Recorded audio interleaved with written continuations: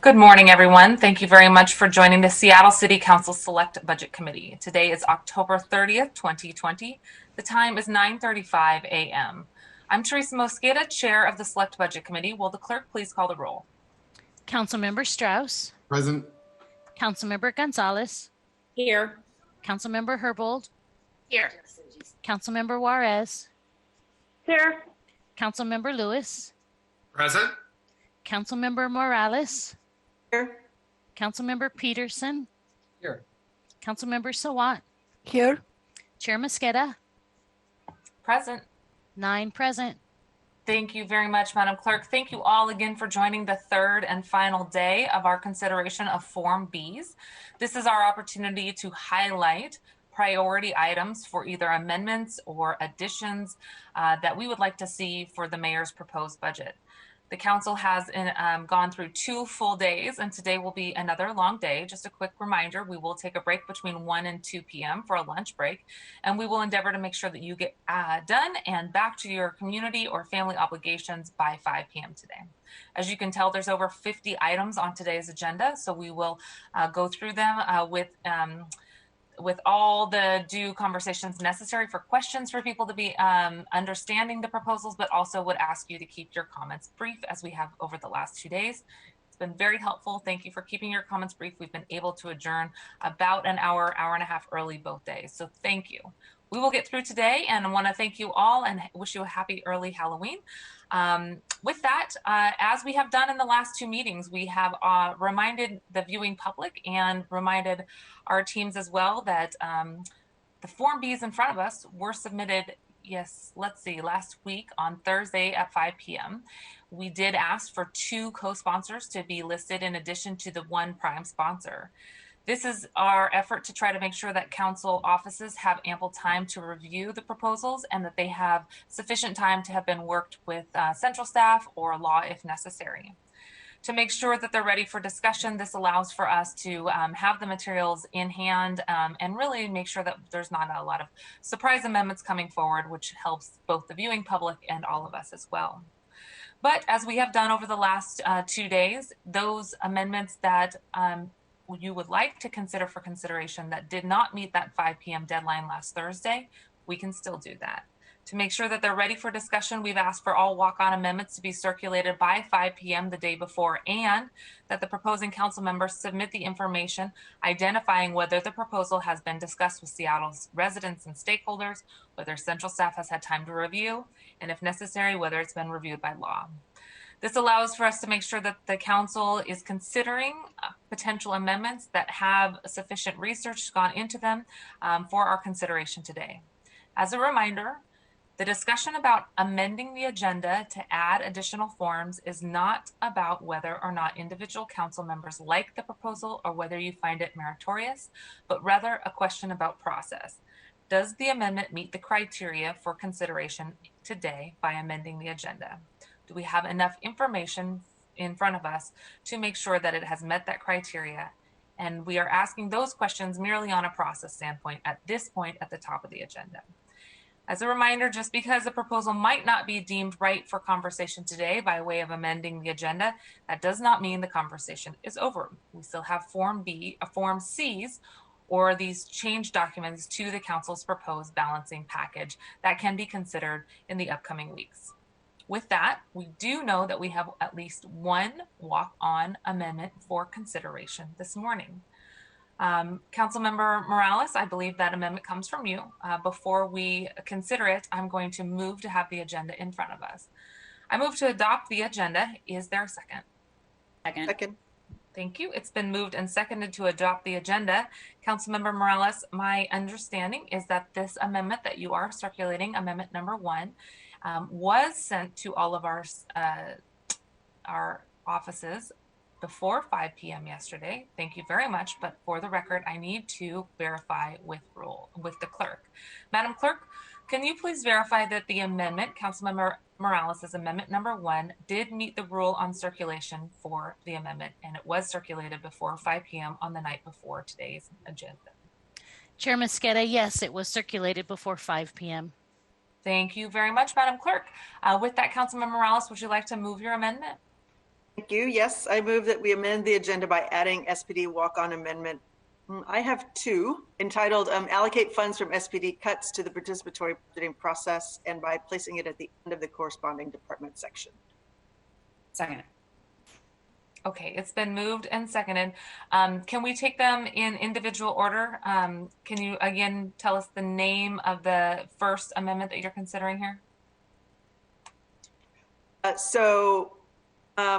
Sorry, no, I have it as listed as Amendment 2, and I believe you said Amendment 1, so I guess I'm asking for some clarification there. Okay, thank you. Allie, please go ahead. Yes, thank you, Chair Mosqueda. Good morning, council members. Allie Canucci with Council Central staff. We had initially been working with a few offices on potential walk-on amendments, and so sometimes the numbering gets a little out of order. There is just one walk-on amendment for SPD today, but it is numbered SPD walk-on 2. But it is the only walk-on amendment for SPD today. Well, that helps me. I'm sure it helps the viewing public as well. So again, just one amendment to be considered today, just one amendment from Councilmember Morales. It is titled Amendment Number 2. It's been moved and seconded. Councilmember Morales, I will turn it back over to you to describe Amendment Number 2. Thank you. So this amendment sorry, let me get to my notes. This is a budget action that would allocate all savings from cuts to the Seattle Police Department's 2021 budget and other sources to fund a community-led annual participatory budget process in which Seattle residents would democratically decide how to spend a portion of the city's budget on programs and projects that address community safety, to fund proposals coming out of that process. Thank you thank you.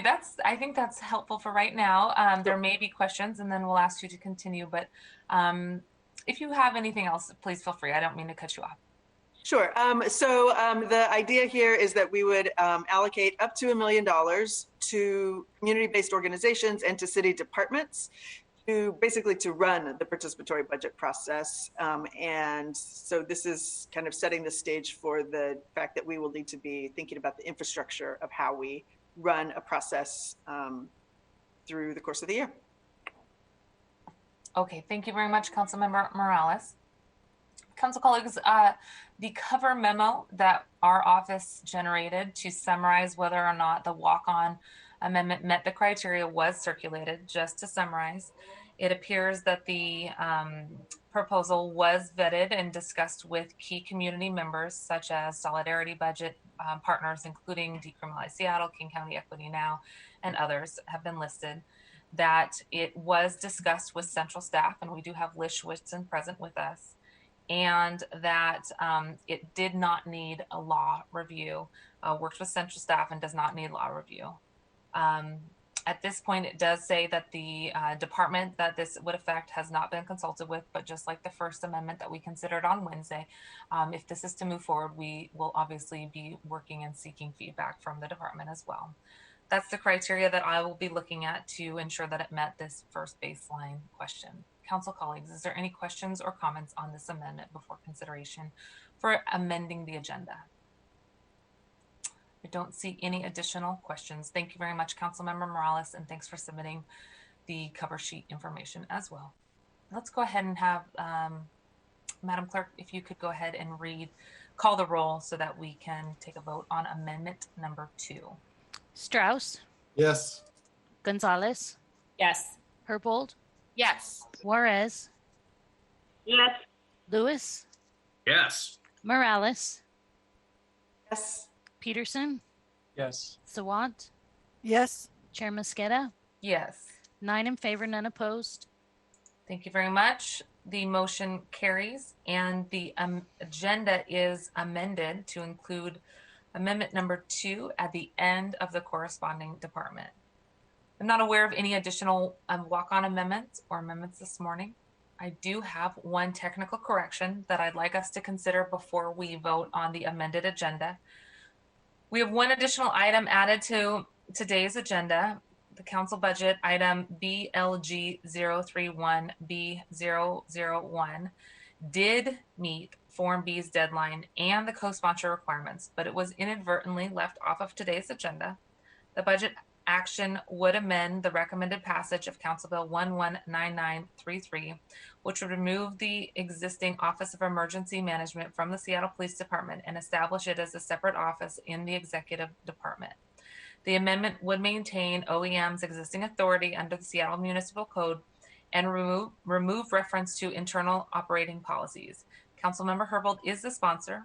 Since the item was not placed on the agenda, I will need to first move to suspend the rules before moving to amend the agenda.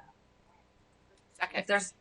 If there's no objection, the Select Budget Council rule relating to circulation of amendments by 5 p.m. on the preceding business day will be suspended. Hearing no objection, the rule is suspended. I'll now move to amend the agenda. I move to amend the agenda by adding Council Budget Action Item BLG 031B001, entitled Amend and Pass as Amended Council Bill 119933, which would create the Office of Emergency Management in the Executive Department by placing it at the end of the corresponding department section. Is there a second? Second. Second. It's been moved and seconded. Thank you very much. To amend the agenda by adding the council budget action related to the Office of Emergency Management at the end of the corresponding department section. Are there any comments on the amendment to the agenda? Seeing none, will the clerk call the roll on the adoption of the amendment to the agenda? Strauss, Yes. Gonzalez, Yes. Herbold, Yes. Juarez, Yes. Lewis, Yes. Morales, Yes. Peterson, Yes. Sawant, Yes. Chair Mosqueda, Yes. 9 in favor, none opposed. Thank you, colleagues. The motion carries. The agenda is amended by adding amendment 2 to the end of the, I'm adding amendment 2 to the end of the corresponding department section. We already did, and adding this amendment for BLG 031B011 to the end of the corresponding department section as well. Are there any other further comments on today's agenda? Hearing none, Madam Clerk, could you please call the roll on the adoption of the amended agenda? Strauss, Yes. Gonzalez, Yes. Herbold, Yes. Juarez, Yes. Lewis, Yes. Morales, Yes. Peterson, Yes. Sawant, Yes. Chair Mosqueda, Yes. 9 in favor, none opposed. Thank you, Madam Clerk. The motion carries and the amended agenda is adopted. Okay, thank you very much. With that, let's go into public comment. I want to make sure that folks know that we have reserved the ability to have public comment at the beginning of every Select Budget Committee meeting. We are only reserving 30 minutes for this conversation, so we apologize to those who might not be able to get their time heard, but we will also have public comment every budget meeting and look forward to hearing more from you all. At this point, let's go ahead and open up public comment. I'll read the names in the order in which they appear on today's call-in list. You will have 1 minute to provide public comment. You'll hear a 10-second chime close to the end of your allotted time. And then after your allotted time, the microphone will be cut off. We encourage you to hang up and dial in to the listen in line or all of the other listen options at the Seattle channel feed or all of the other options listed on today's agenda. Appreciate all of you dialing in today. Let's go ahead and open up our public comment. The first 3 people are Howard Gale, Brittany Boulay, and Kate Rubin. Good morning, Howard. Good morning. Good morning. This is Howard Gale, Lower Queen Anne, District 7. Last year on May 8th, Ryan Smith, who was near comatose with a blood alcohol content of 0.38, was killed by Seattle police. The OPA found this murder to be within policy. This year on May 19th, 6 days before the murder of George Floyd, Terry Caver was murdered in Seattle. The OPA failed to show any interest in investigating this until I filed a complaint, which was then lost for 2 months. These men had many things in common. They were black and they were experiencing a severe mental health crisis. They also shared another trait that made it easy for Seattle's politicians and its police accountability system to ignore them. Their families lived outside of Seattle and mostly out of state. Seattle needs a police accountability system governed by mercy and morality, and not whether a murder becomes a meme. We need a system that is sensitive to tragedy and not what is trending, is motivated by empathy, not by avoidance of embarrassment, a system that seeks justice and not justification, to protect life and not to justify policy.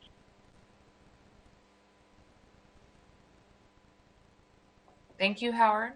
The next person is Brittany. Good morning, Brittany. Good morning, Council.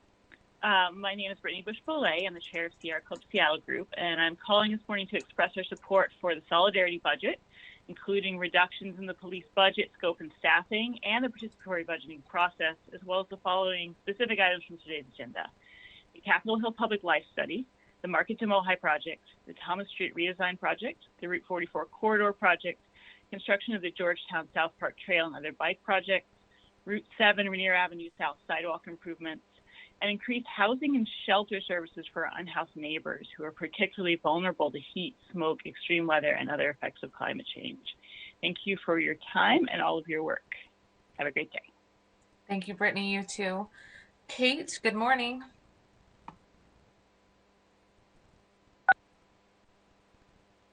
Hi, my name is Kate Rubin. I'm a renter in District 2, and I'm the Executive Director of Be Seattle. I'm calling in today in support of the Solidarity budget. We urge you to divest from SPD by at least 50% and invest these funds into Black communities and community-led health and safety programs through a participatory budgeting process.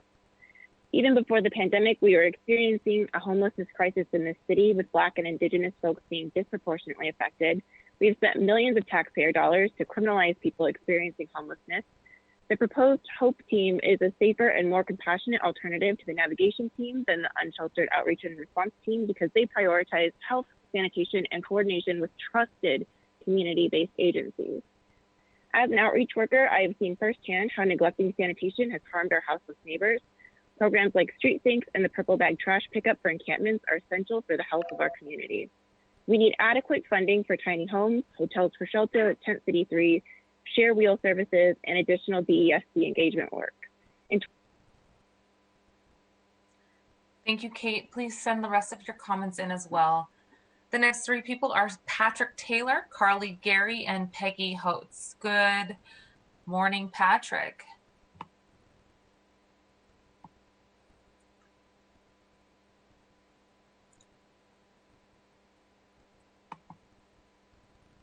Just looking for Patrick. Hi, Patrick. It looks like you are still muted. If you can push *6 one more time. Wonderful. Can you hear me now? Yes. Thank you so much. All right. Thank you. Sorry about that. My name is Patrick Taylor. I'm a South Seattle resident and co-chair of the Seattle Bicycle Advisory Board, but I speak to you today as an individual. I'm calling in to urge you to support item number 5, funding for the Georgetown to South Park Trail, and item number 7, funding for the planning of the MLK bike route south of Mount Baker and the Georgetown to downtown bike route. During the last Bicycle Master Plan implementation plan, South Seattle was underrepresented in most of projects. South Seattle has fewer high-quality bike facilities than Central and North Seattle. Our goal on the bike board has been to undo this disparity and provide all ages, all abilities, Allegra bike routes to connect the people of South Seattle to each other and the larger city. The board works with Cascade, Seattle Neighborhood Greenways, and community advocates to get these crucial projects added to the plan. In addition, during the SDOT outreach, these projects were identified as the highest priority. Restoring funding will help the city live up to its equity goals. 2 of the projects will also help mitigate West Seattle bridge traffic, and continuing with the 2 planning projects will ensure the projects are shovel-ready if additional funding becomes available. Thank you for your time and attention and for the work you do for our city. Thank you very much. The next person's Carly. Good morning, Carly. Hi, my name is Carly Gray. I'm a resident of Andrew Lewis District 7. I'm also a member of Sunrise Movement Seattle and UAW 4121. I'm calling in support of a solidarity budget that makes 6 key amendments to Mayor Durkin's budget. But today I'm specifically wanting to address the hiring freeze in the Seattle Police Department. I'm asking that Council continue the SPD hiring freeze into 2021. As you've heard in many budget meetings, in the streets, and even outside your residences, we need to divest from the police by at least 50%. The huge amount of money sunk into SPD year after year has been public money invested in harassment of and violence towards Seattle residents, the very people paying their salaries. This violence has disproportionately been towards Seattle's Black community and our unhoused neighbors.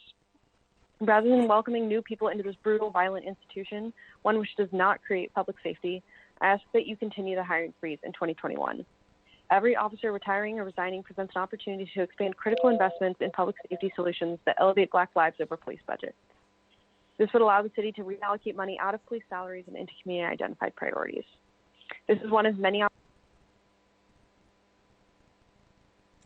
Thank you very much, Carly. Peggy, good morning.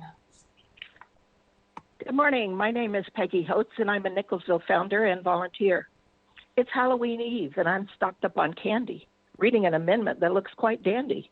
4 council members with infinite wisdom are proposing a 2-tiered tiny house village system. Some homeless people just need a rest, but for other people, our model works best. Democracy and empowering self-management are where it's at. Nickelodeons know you got to be sober to do that. I'm not going to yell or throw out an invective. I'm just going to say our villages are way more cost-effective. So vote for the amendment, even if it hurts, because when the pandemic's over, we're coming back in our pink shirts. Thank you. That was excellent. Thank you very much. You're welcome. Have a great day. The next 3 speakers are Matthew Lang, Christine Sapp, and Robert Streusser. Good morning, Matthew. Hey, good morning. Can you hear me? Yes, Hello? thank Can you hear you. me? Yeah. Okay, great. Hi, my name is Matthew Lang. I'm a North Seattle resident, local small business owner, and representing today as the lead organizer of the Seattle Transit Riders Union. First off, I'd like to thank all the community members and council members who have been working tirelessly to ensure that equity for Black and Indigenous communities is front and center in this budget. The Transit Riders Union is proud to support the 6 action points of the Solidarity budget and not raid Jumpstart funding to backfill the budget. We support the Hope Outreach Team proposal to replace the navigation team. Over the past few years, I've spent a great deal of time in encampments and working alongside our unhoused neighbors and service providers, the aim of finding solutions that work best for community as prescribed by community rather than for it. What's happening now and has been for years isn't working. As someone who is formerly homeless myself, this issue resonates deeply with me, and I believe the Hope proposal is a big step forward, putting the reins in the hands of community, and especially without police presence. Please pass this amendment, and let's continue the conversation. Thank you, and have a good day. Thank you, Matthew. The next person's Christiane. Sorry about that. Good morning, council members. Hi. It is Chrisanne. Thank you. Hi. Thank you for giving me the opportunity to speak. My name is Chrisanne Sapp, and I have been a parking enforcement officer for 2.5 years. I'm also the vice president of the Seattle Parking Enforcement Officers Guild. When I became a parking enforcement officer, I was struck by the diversity and talent within our unit. 60% of our unit is BIPOC, and 12 different languages are spoken. Our officers bring various backgrounds, cultures, experiences, and knowledge to the table, making our unit a diverse workforce. When the City Council announced possible changes and civilianization in the response to non-violent incidents, I became excited at the prospect of potential opportunities for growth within the parking enforcement unit. As vice president of our guild, I fully support the proposal to move PEOs to the Department of Community Safety and Communications Center. Thank you so much for allowing me to speak, and thank you for all the work you do. Thank you very much, Vice President Sapp. The next person is Robert. Good morning, Robert. Good morning. My name is Robert Strozier, and I am a parking enforcement officer as well as biracial. I've been a PEO for 5.5 years, and I'm calling in to say that I support the proposal that Councilmember Herbold has put forth to move the parking enforcement section into the new Community Safety and Communications Center and expand our official duties. With all that's going on with policing in this country, it is imperative that we as a society evolve, which means evolving public safety as we know it. With that in mind, we have volunteered to take on additional duties to be a part of the solution. This will help ensure the community receives the response it deserves. By moving forward with Councilmember Herbold's idea, we would become a part of the solution to help the community heal. Thank you for your time, council members. Thank you for your time and for your work as well. Let's see. The next person is, the next 3 people are Nanate Tashumia, Susan Wells, and Jackson Petrish. Nanate, good morning. Good morning. I am Nanette Toyoshima. I've been a parking enforcement officer for 14 years. I'm also the president of the Parking Enforcement Officers Guild and represent 98 PEOs. All of us have seen the horrific events in 2020 that led to a community divided by anger, divided by despair, divided by distrust. As public servants and as a unit that is 60% BIPOC, this has been deeply saddening to us. Our guild began to think of ways we could be part of the solution. We looked at civilianization and other programs such as those in Eugene and Denver. We suggested to Councilmember Herbold that expanding our duties would be a good starting point to reimagining policing. And in my 14 years as a PEO and as a field training officer, I know that PEOs are adaptable and highly trained.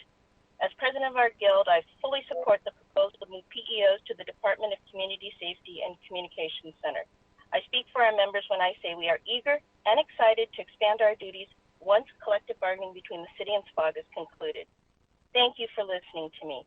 Thank you to Council Members Herbold, Lewis, and Morales for your sponsorship.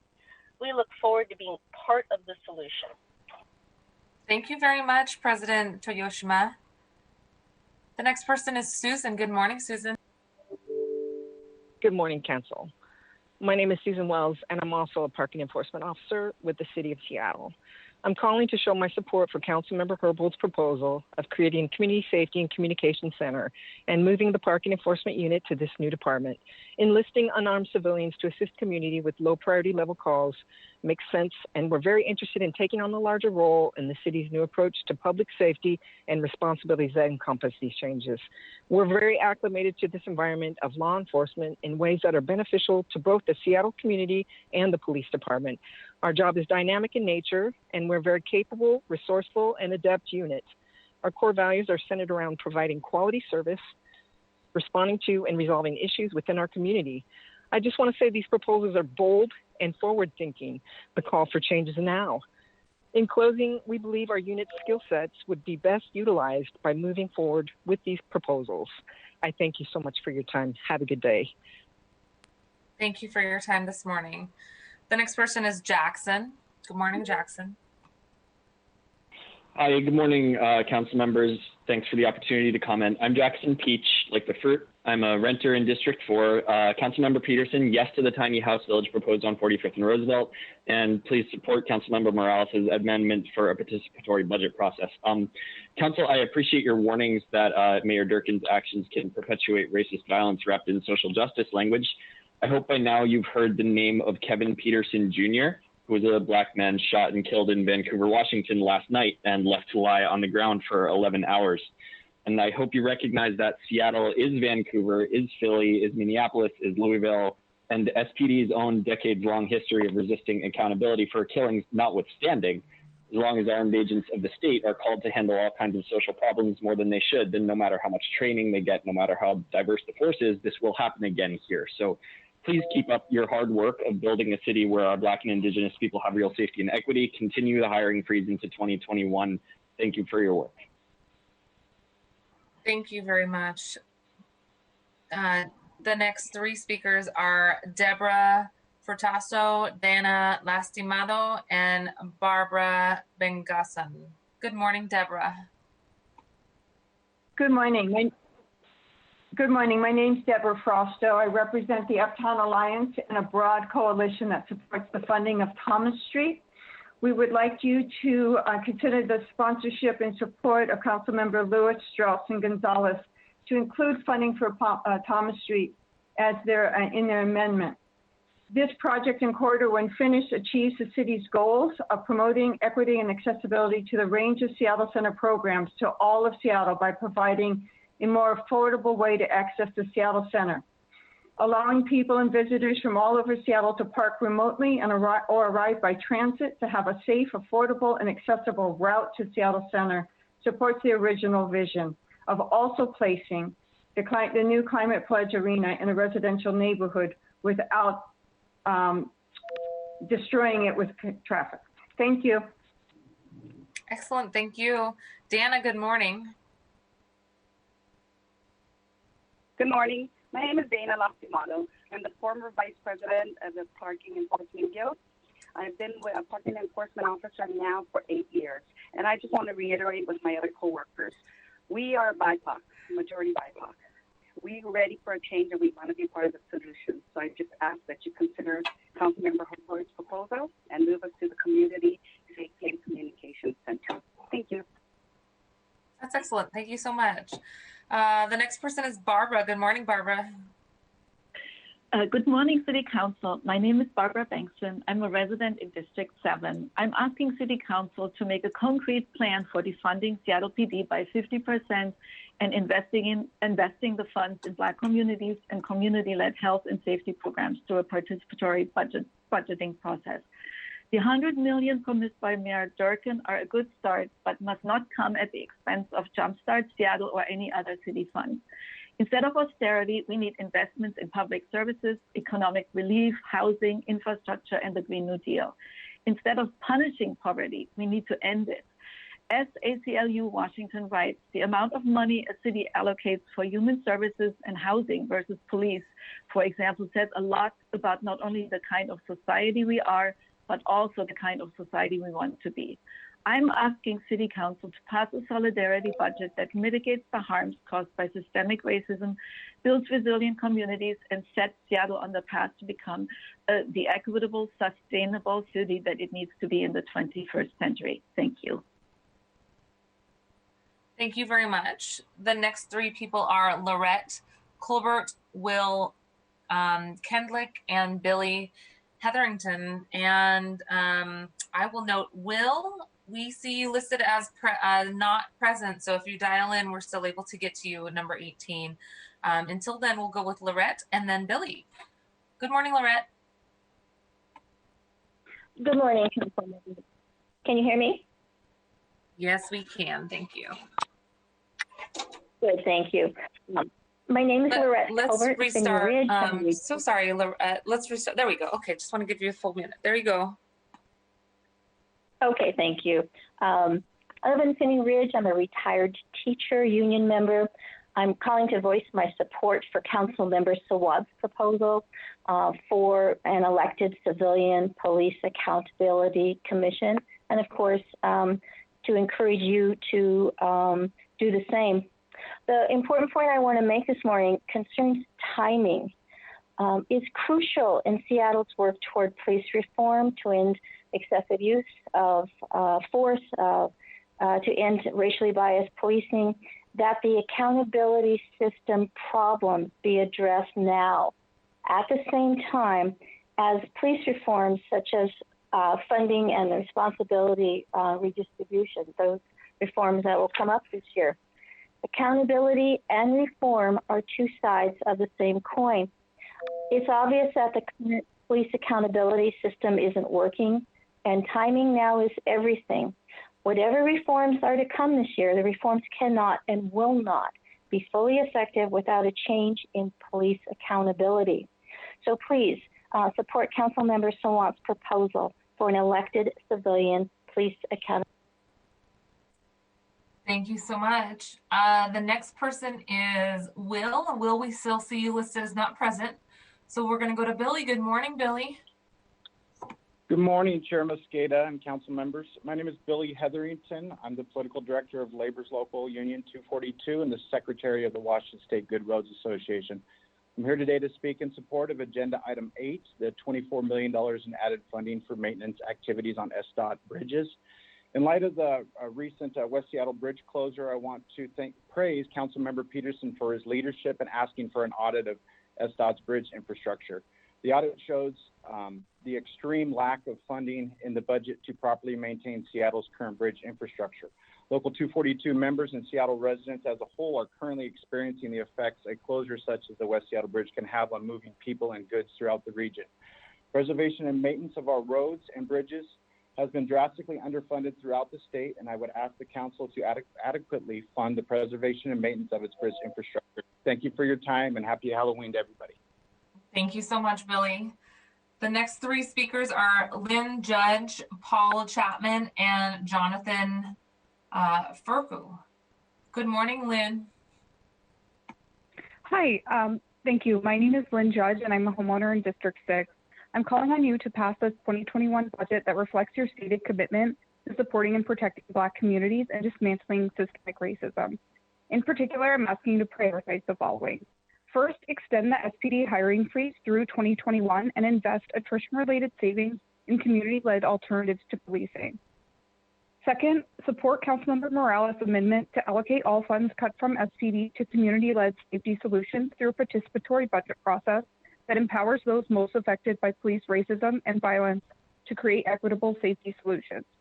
Third, support Councilmember Sawant's amendment to fully fund Africatown's affordable housing project on East Yesler Way. This project will combat gentrification that has displaced so much of Seattle's Black community in the Central District. Fourth, I'm asking to reject the mayor's austerity budget that puts critical priorities against each other and preserve funding for the Green New Deal, affordable housing, and COVID-19 support. Thank you.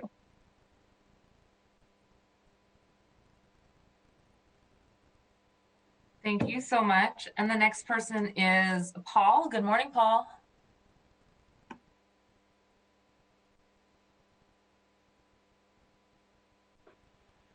Hi, good morning. Analysis yesterday found that Seattle City Council has proposed cutting just 17% of the Seattle Police budget.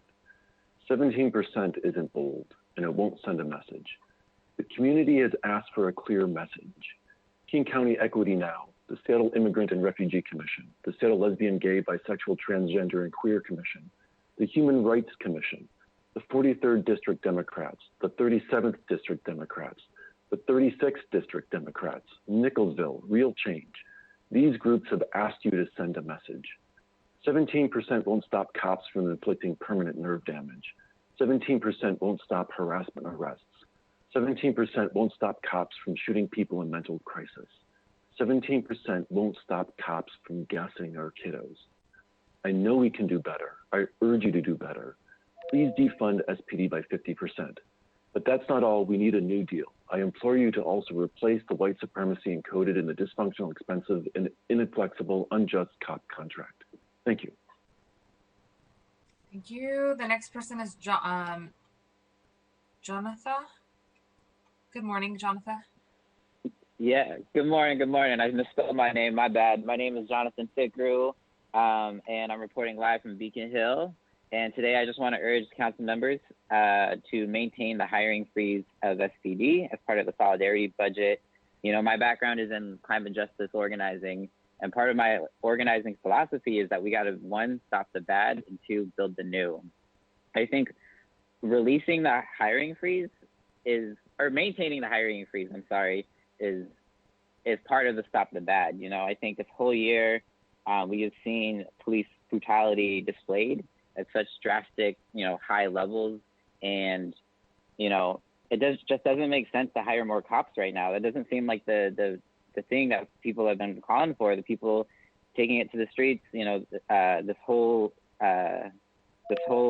uprising it's not been about hiring more cops. And so please maintain the hiring freeze. Thank you so much. Thank you. The next three people are Maria Hall, Stan Esteban, and Katie Lewis. Good morning, Maria. Good morning. My name is Maria Hall, and I've been a parking enforcement officer for the City of Seattle for the past 5 years. I am calling in today to support the proposal to expand the responsibilities of the parking enforcement unit. We are a diverse team, and we have valuable training and a variety of services.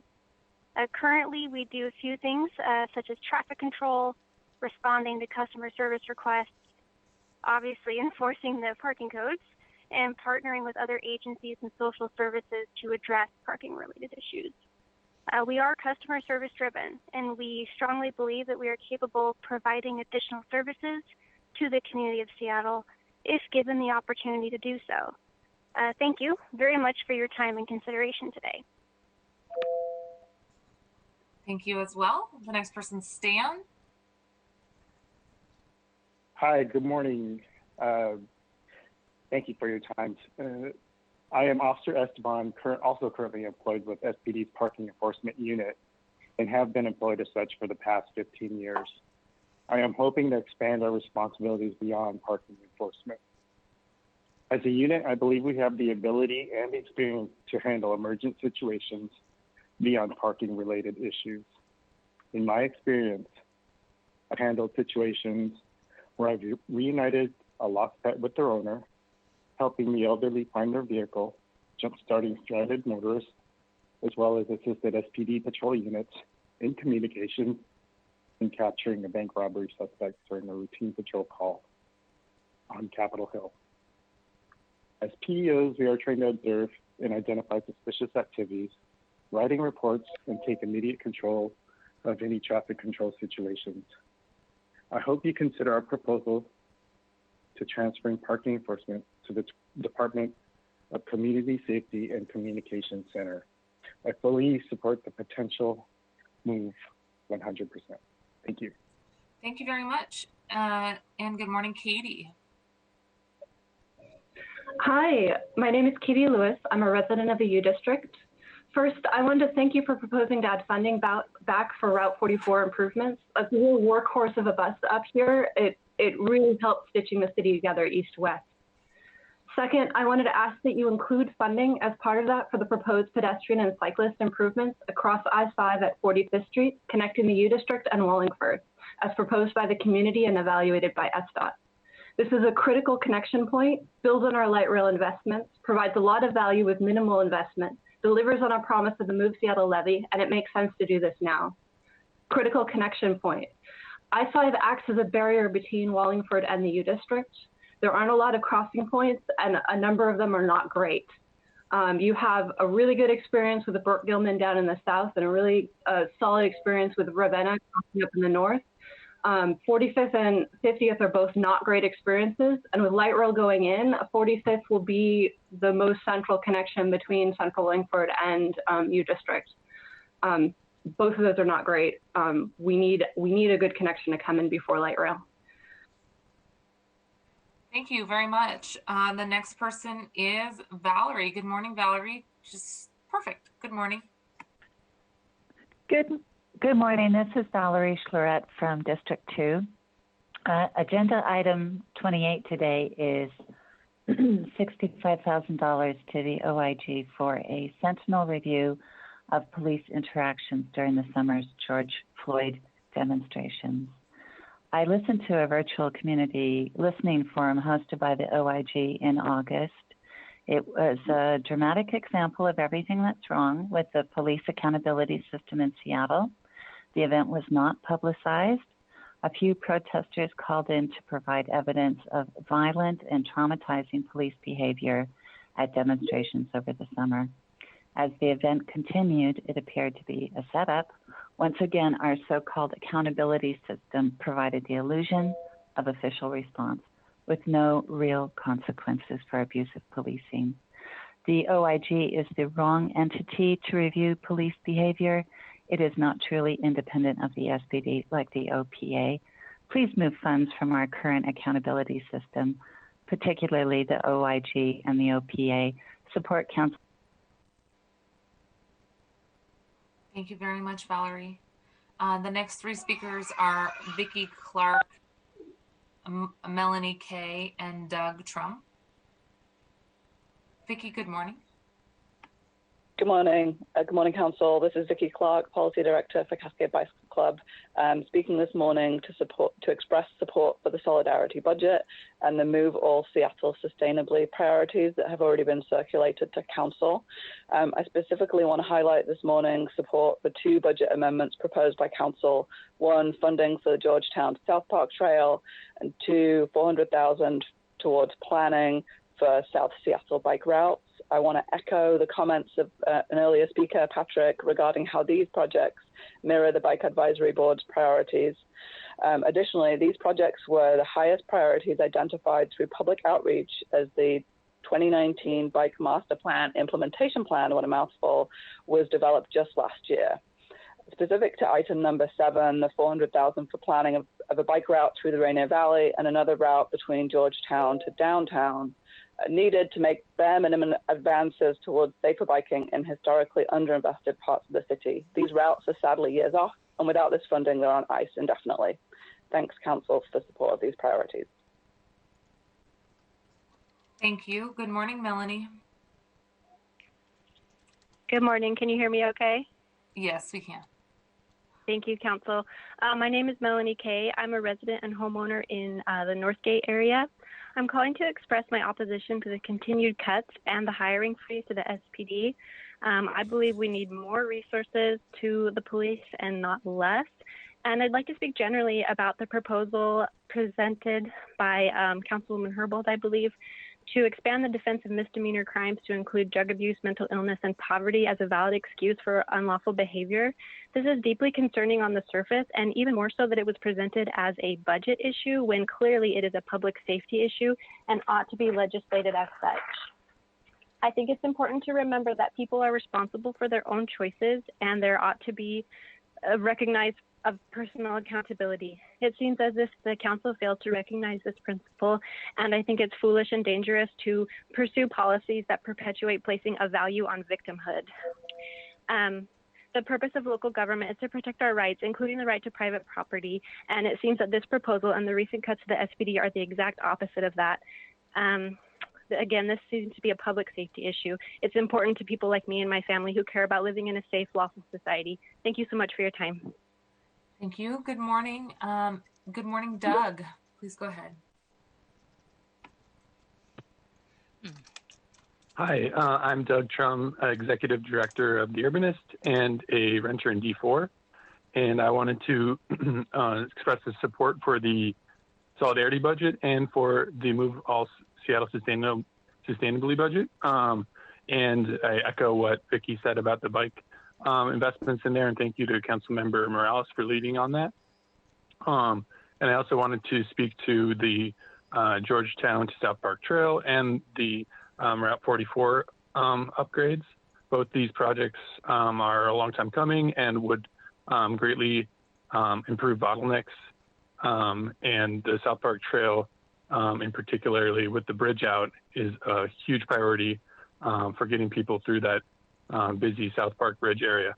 And I also, this is all part of the Solidarity budget, and I really encourage the council to be bold in reworking the mayor's budget, because there is a lot of talk of reimagining policing, but the imagination so far seems mostly focused on budget tricks. So I hope that the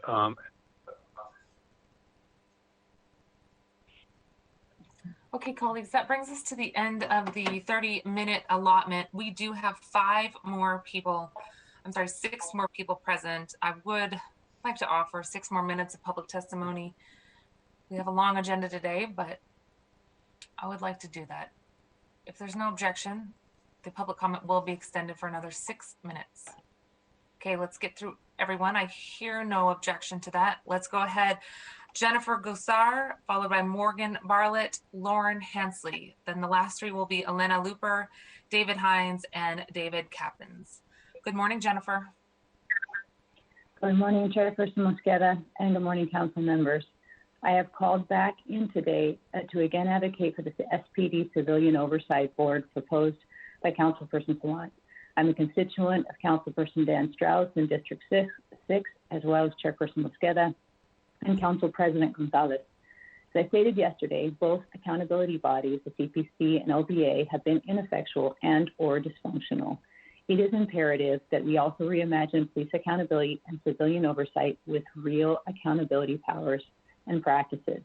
In order to illustrate my point, I want to ask you all to think of just one significant practice change that either the CPC or the OPA have affected in SPD. There isn't one because these bodies don't have what they need, and at this point have a practice passivity despite 27 deaths at the hands of SPD. How is it that Seattle mourns people killed in other places without a single complaint by the 2 bodies charged with SPD accountability for the murder of Terry Kaler? Thank you. Thank you. Good morning, Morgan. Just *610 mute. Perfect. Hey there. My name is Morgan Bartlett. I'm a 2-year Seattle resident that works directly with homeless and housing insecure youth in the University District. I'd first like to say thank you to Councilwoman Shama Sawant for treating housing like the human right it is. Their proposal of $12 million in additional funding to expand tiny homes is an affirmation of what anyone in my field already knows, which is that the best way to solve homelessness is by giving people a place to call home. No discussion of homelessness is complete, however, without addressing the systemic violence that places people into my care in the first place. I'm talking, of course, about the Seattle Police Department. We used to say to each other after the third crisis of the night in shelter that we were doing more than SPD and we should have that level of funding. And we now have an unprecedented opportunity to make that dream a reality by defunding SPD by 50% at least and reallocating that funding into Black communities and the public services that all of us depend on. I fully support the solidarity budget, and I call on the City Council to reject any budget that makes cuts to the public services we need instead of the cuts to the oppressive systems that we don't. Thank you. Thank you. The next person's Lauren. Good morning. Good morning. My name is Lauren Hansey Butler. I'm calling to voice my support for deeply divesting from SPD. I work in social services, currently with folks living with HIV, and every hour of my day is spent trying to do more with less resources. Every agency I've worked for faces budget cuts all the time, and our response is to just work harder and more creatively to meet the needs of those we serve. SPD's response to such minimal budget cuts is extremely revealing of their lack of ability to respond to the safety priorities of the community whose budget they drain in order to supposedly protect. It's truly wild to me that SPD continues to cynically threaten our community with many dangers we will supposedly face if they lose even a few officers. Please defund SPD to invest in true community safety. Thank you. Thank you. Good morning, Elena. Just *6 to unmute. Perfect. Good morning, council members. My name is Elena Loper. I live in District 5, Councilmember Juarez District. I'm mourning the loss this week of Walter Wallace Jr. and Kevin Peterson Jr., who were senselessly murdered by law enforcement officials. The police don't keep us safe. I support the demands of King County Equity Now to defund the police by 50% and invest in BIPOC community through a participatory budget. As part of the 2021 budget, City Council must maintain the hiring freeze for cops as a necessary step toward honoring Black lives and building a new normal rooted in equity. We need Council to hold the line and continue the hiring freeze into 2021. With every officer retiring or resigning presents an opportunity to expand critical investments in public safety solutions that elevate Black lives over police budgets. As Seattle Police Department employees leave the department, the last thing we need is new cops to replace those who have voluntarily left. Every new police hire would mean another investment into a police salary and pension. A step with. All right, thank you. I yield my time. Oh, okay. Well, thank you very much for your time this morning. Thank you. And the next person is David Hines. Thank you. Good morning. We have a homeless crisis right now, not next year during election time or during budget demands for more raises. We need to solve the homeless crisis and use that money immediately to get people off the streets and where they need to be. And stop exempting the drug pushers destroying lives daily, making it impossible to deal with all the junkie thieves you keep giving a pass exempting from jail after stealing 18 of my bicycles, while squandering emergency grant money this winter to pay off Sharon Lee and the activists for next election, while still not solving the crisis right now. We can't even get a shower in Ballard because Sharon Lee rips off her subsidiary, Urban Rest Stop, so Lehigh can remortgage a rundown, flawed building design, creating cheating homeless with subhuman rights violating disservice. Council needs to reconsider their use of emergency COVID homeless crisis money used by the Democratic Party of mayor and council reelection apparatus, financed through contract owners and donors whose activists employees saturate public comment, intimidating council never to investigate why Sharon Lee of Lehigh is also unqualified. Thank you, David. The last person is David Capnis. Good morning, David.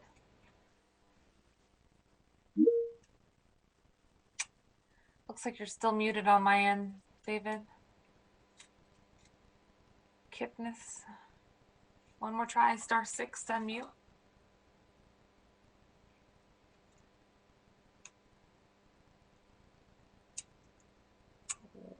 David, I'm so sorry. I know you were waiting on the line this whole time. So one more try, *6 to unmute. I'll give it another second. Perfect. Great. Go ahead, please. Hi, my name is David Kipnis. I'm a stranded West Seattle resident, but there's much more important things going on here. I'd like to speak about that systemic threats such as police behavior, bias laws, and even gerrymandering are only symptoms of the real barrier to equality. True equality starts here with a budget process that promotes economic equity. Each year across America, acts of economic inequality are reenacted through a budget process that only marginally includes the needs and voices of the BIPOC community. At the end, a balanced budget is proudly paraded to its citizens as an accomplishment, but it's not balanced at all because it's not balanced from the start, and the amount of money dedicated to militarized policing is a prime example. I'm a Seattle patriot. I truly believe that Seattle is a community that is willing to abandon writing the history of BIPOC community for them, and that we are a city of people willing to give up power to communities historically marginalized in a process which from the start, which includes and incorporates their voices to reenact the foundation of equality, economic equality. What Seattle needs is a government willing to do the same. Let's start a new history by decreasing police funding by 50% and divide funds to areas that engage BIPOC community recommend, such as a green economy.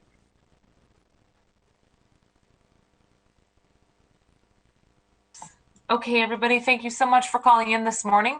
That concludes our public testimony for Friday, October 30th. Appreciate you all offering additional time for those last speakers.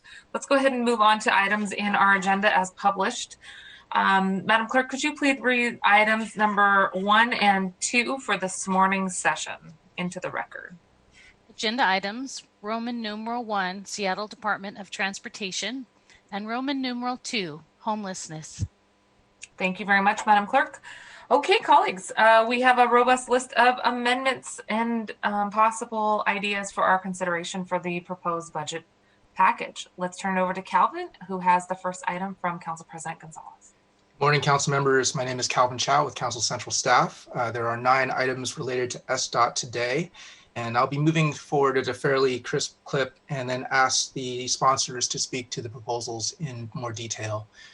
Item number 1 is SDOT 1A1, and this item would add $150,000 for a public life study of Capitol Hill. This item was proposed in the 2020 budget using TNC tax revenue, which did not materialize this year. So this item would restore that funding for next year. This is sponsored by Councilmember Gonzalez and co-sponsored by Councilmember Sawant and Councilmember Strauss. Excellent. Council President, good morning.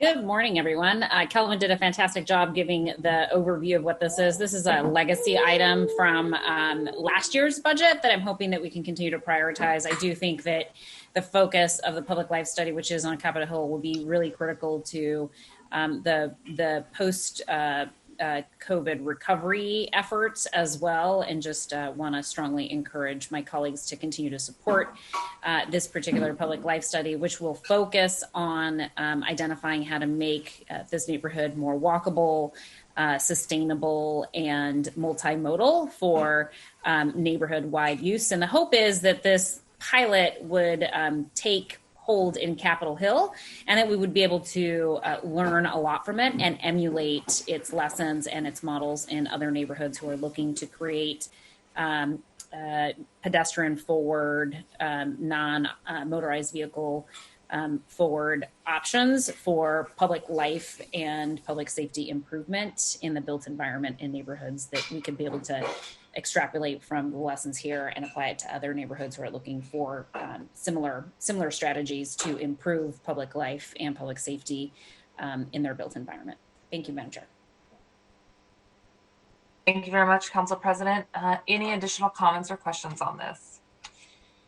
Appreciate you bringing this item forward. Let me just make sure my screen is showing correctly there. Okay, so as we've done in the past, if you are interested in co-sponsoring, please do raise the virtual hand here and we will get folks added. Council President Gonzalez, I see you're joined by Councilmember Sawant and Councilmember Strauss. Thank you very much. Let's move on to the next item. Item number 2 is SDOT 2A1. This item would add $400,000 for the Market to Mohai project. This project similarly was included in the 2020 budget using TNC revenues, which did not occur. So this proposal would restore that funding for 2021. The proposal is sponsored by Councilmember Lewis with co-sponsorship from Councilmember Strauss and Councilmember Gonzalez. Excellent. Thank you. Councilmember Lewis, please go ahead. Calvin, thank you for queuing that up. Happy to bring this forward and want to do a recognition and tip of the hat to Councilmember Strauss for his work on this in Councilmember Bagshaw's office, and a tip of the hat to former Councilmember Bagshaw for being a big leader on the market to Mohai investment. This is going to be a critical pedestrian and infrastructure and tourism investment as we come out of COVID and are looking to attract people to come back to downtown Seattle to take advantage of the sort of two civic jewels of Pike Place Market and the new Mohai campus in South Lake Union. It's really important that we keep this going, especially given that there is money from other jurisdictions and a lot of stakeholder investment in this, and really want to make sure that even in these difficult times, we keep this on the track to be part of our broader stitching together of a lot of the civic institutions downtown that are important cultural and spaces in the city. So with that, really appreciate Councilmember Juarez, Councilmember Strauss, and Councilmember Gonzalez, and Councilmember Sawant jumping on board, and look forward to moving this.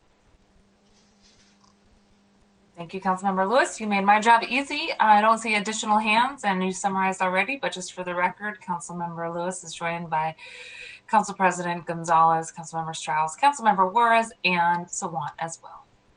Thank you very much. No additional questions on that. Let's move to the next one. Item number 3 is SDOT 3A1. This item would add $777,000 for the Thomas Street redesign project. Similar to the last two, this item was in the 2020 proposed budget or adopted budget using TNC revenues, which have not materialized. This item is sponsored by Councilmember Lewis and co-sponsored by Councilmember Strauss and Councilmember Gonzalez. Councilmember Lewis, please go ahead. Thank you, Calvin. Really happy to be bringing this forward. Again, tip of the hat to Councilmember Strauss and Councilmember Bagshaw for getting this done in past budgets. The Thomas Street redesign is one of the things that I'm most excited about in terms of the infrastructure projects in District 7.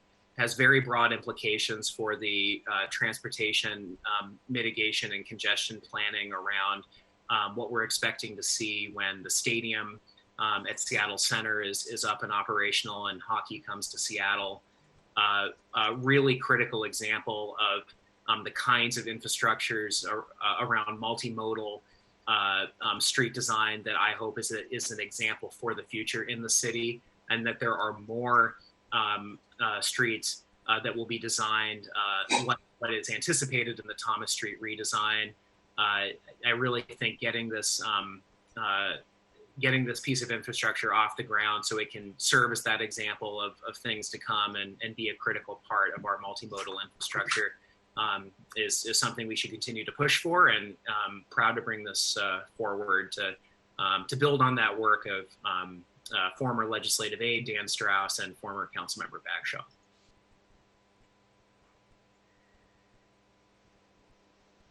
Thank you very much. Council colleagues, any questions on this? Okay. Thank you very much, Councilmember Lewis. I see Council members Sawant, Juarez, along with Councilmember Strauss and Council President Gonzalez. No additional questions? Okay, let's go on. Item number 4 is SDOT 4A1. This item would add $1 million to SDOT for the Route 44 Transit Plus Multimodal Corridor project. This project was reduced in total budget by $1 million in the proposed CIP this year. So this proposal would restore that funding to the project to the previous level. It is sponsored by Councilmember Strauss with support from Councilmember Morales and Councilmember Lewis. Thank you. Councilmember Strauss, please go ahead. Good morning. Good morning, Chair, and thank you, Calvin. That's a great summary. Thank you, Councilmembers Morales and Lewis. Route 44 Transit Multimodal Project has been an ongoing effort with King County Metro since 2019. This project aims to improve transit reliability and travel times and pedestrian safety along Route 44, which runs between Ballard, Wallingford, and the University of Washington. Improvements include bus-only lanes, signal upgrades, channelization changes, sidewalk upgrades, and safety improvements. And Route 44 is a critical east-west connection connecting Rapid Rides D, E, and the light rail. It makes it one of the highest ridership routes in the city. And Route 44 provides a connection to the University of Washington Light Rail Station and will be one of the primary connections to the University District Light Rail, which is in just off the Ave next year. And as a Route 44 rider myself, and I'm sure any Route 44 rider could tell you, travel times through this corridor can vary dramatically and be hard to predict. The changes being delivered in this project are so important to bring predictability and faster travel times to this key connection for so many neighborhoods. Because we know that when people can depend and rely on predictable travel times on their bus, they're more able to use and rely on the bus. Because when you don't know how long it will take you to get where you're going, you're not as likely to use that bus. So that's why this is so important. And Councilmember Peterson, following up on our conversations, I would be happy to include your aspects about the I-5 overpass as well. So thank you, Chair. Thank you very much. Are there additional questions or comments? Councilmember Peterson, please go ahead. Thank you, Chair Mosqueda. Thank you, Councilmember Strauss, for moving this forward. I want to thank the director of the Seattle Department of Transportation, Sam Zimbabwe, for putting together an SDOT budget. It was very difficult to craft during the back-to-back budget deficits that we've had. There are lots of projects here that have merit, and so I've been very careful about what I sign on to initially. This one is very compelling because it connects so many different neighborhoods and different modes of travel. And as Councilmember Strauss alluded to, that crossing over I-5 on 45th Street, connecting Wallingford to the U District, as we're about to open the Sound Transit Station on Brooklyn Avenue, it's really important that there be pedestrian improvements there. I've been working with some neighbors, some cycling advocates, pedestrian safety advocates for that crossing. So I appreciate Councilmember Strauss mentioning that. Thank you. Thank you very much. And either for the sponsor, the chair, or Calvin, how does this fit in with other SDOT priorities in the prioritization process? It is one of the Move Seattle projects, so it was one of several multimodal corridor projects that were included in Move Seattle.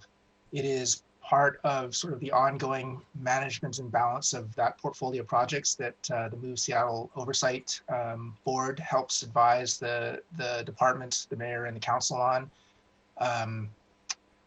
Beyond that, I'm not sure I can explain how it's prioritized. It was identified early on as one of the corridors when we went to voters back in 2005. Or 15, apologies. Feels like that long ago. Okay, thank you very much. I don't see additional questions. Anything else to add to that, colleagues? Okay. So Councilmember Strauss is joined by Council Members Morales, Sawant, Peterson, Lewis, and Council President Gonzalez. All right, let's go ahead and move on. Item number 5 is SDOT 5A1. And before I go into this one, I just wanted to highlight that I have some additional information that came after this proposal was published for the agenda. So please bear with me. As written, this item would add $1.8 million for the Georgetown to South Park Trail. The $1.8 million was originally identified by council as a future funding need that was not funded when the project was first identified. Essentially, the council approved some design money and put a placeholder in the future budget years to identify that construction money would be needed for this project. The project is currently fully funded through design. But we have a revised cost estimate. We now know that the cost estimate for this project is $6.8 million. The department has identified a $1.6 million potential grant for this project. So it leaves a unfunded construction amount of $5.2 million. So that is new information that is not included in the write-up, and I apologize for that. It's new information. This proposal is sponsored by Councilmember Morales, and it has co-sponsorship from Councilmember Herbold and Councilmember Sawant. Thank you. Councilmember Morales, please go ahead.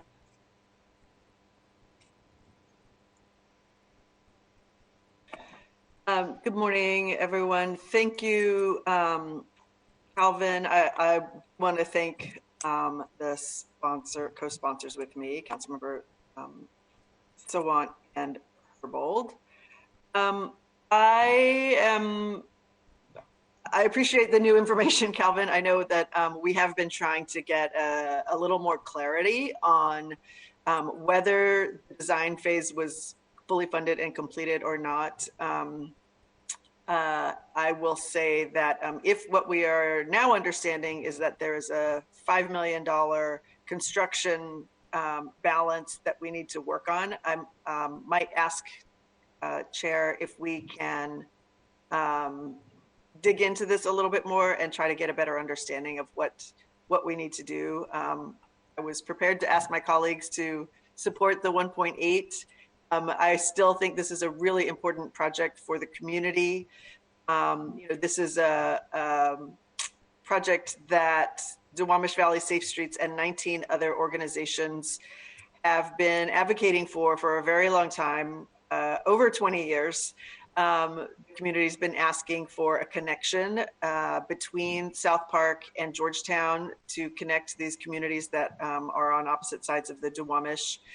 And I do think that this would provide a really important economic development connection between the business corridors in both neighborhoods, provide a really much safer and family-friendly way for neighbors in both communities to walk and bike across the route, and would really just kind of unite the Duwamish Valley by connecting people to schools and medical facilities and the public library. So I do think that this is a really important project, and I would ask for the chair's indulgence for us to have another conversation about what resources there might be available to fund that $5 million. Thank you, Councilmember Morales. Councilmember Herbold, comment. Yes, thank you so much. I really want to thank Councilmember Morales for bringing this forward. This is a high priority item for Georgetown and South Park. I also appreciate that Reconnect West Seattle has agreed to provide funding to complete the 90% design for this project. And recognize that they are prioritizing this project among many Reconnect West Seattle priorities. I'm not sure if the funding gap that Calvin mentioned does include the PSRC construction grant. It does take that into consideration. Okay, thank you. And the other question that I had, and perhaps it was answered in SharePoint and I just missed it. Calvin, can you remind us of the action that the council took last year within the context of prioritizing bike master plan projects? This was one of the highly prioritized one of the highly prioritized projects from the master plan. We, I think, passed a resolution during budget last year, identifying a half dozen projects as things that we really felt strongly the priorities need to be focused on. And just what was the outcome of that? What was the action and what was the outcome of the action? If I remember correctly, I believe it actually was perhaps in the 2019 budget, there was additional money identified from the Mercer Megablock sale. Transportation funding related to the Mercer Megablock that could only be used for transportation purposes that was highlighted for additional work on some of these bike facilities. A lot of it was directed to kind of further that design and the concepts. A lot of focus on the MLK route, the South Downtown to Georgetown route. I believe that was the same time when this project was identified as a new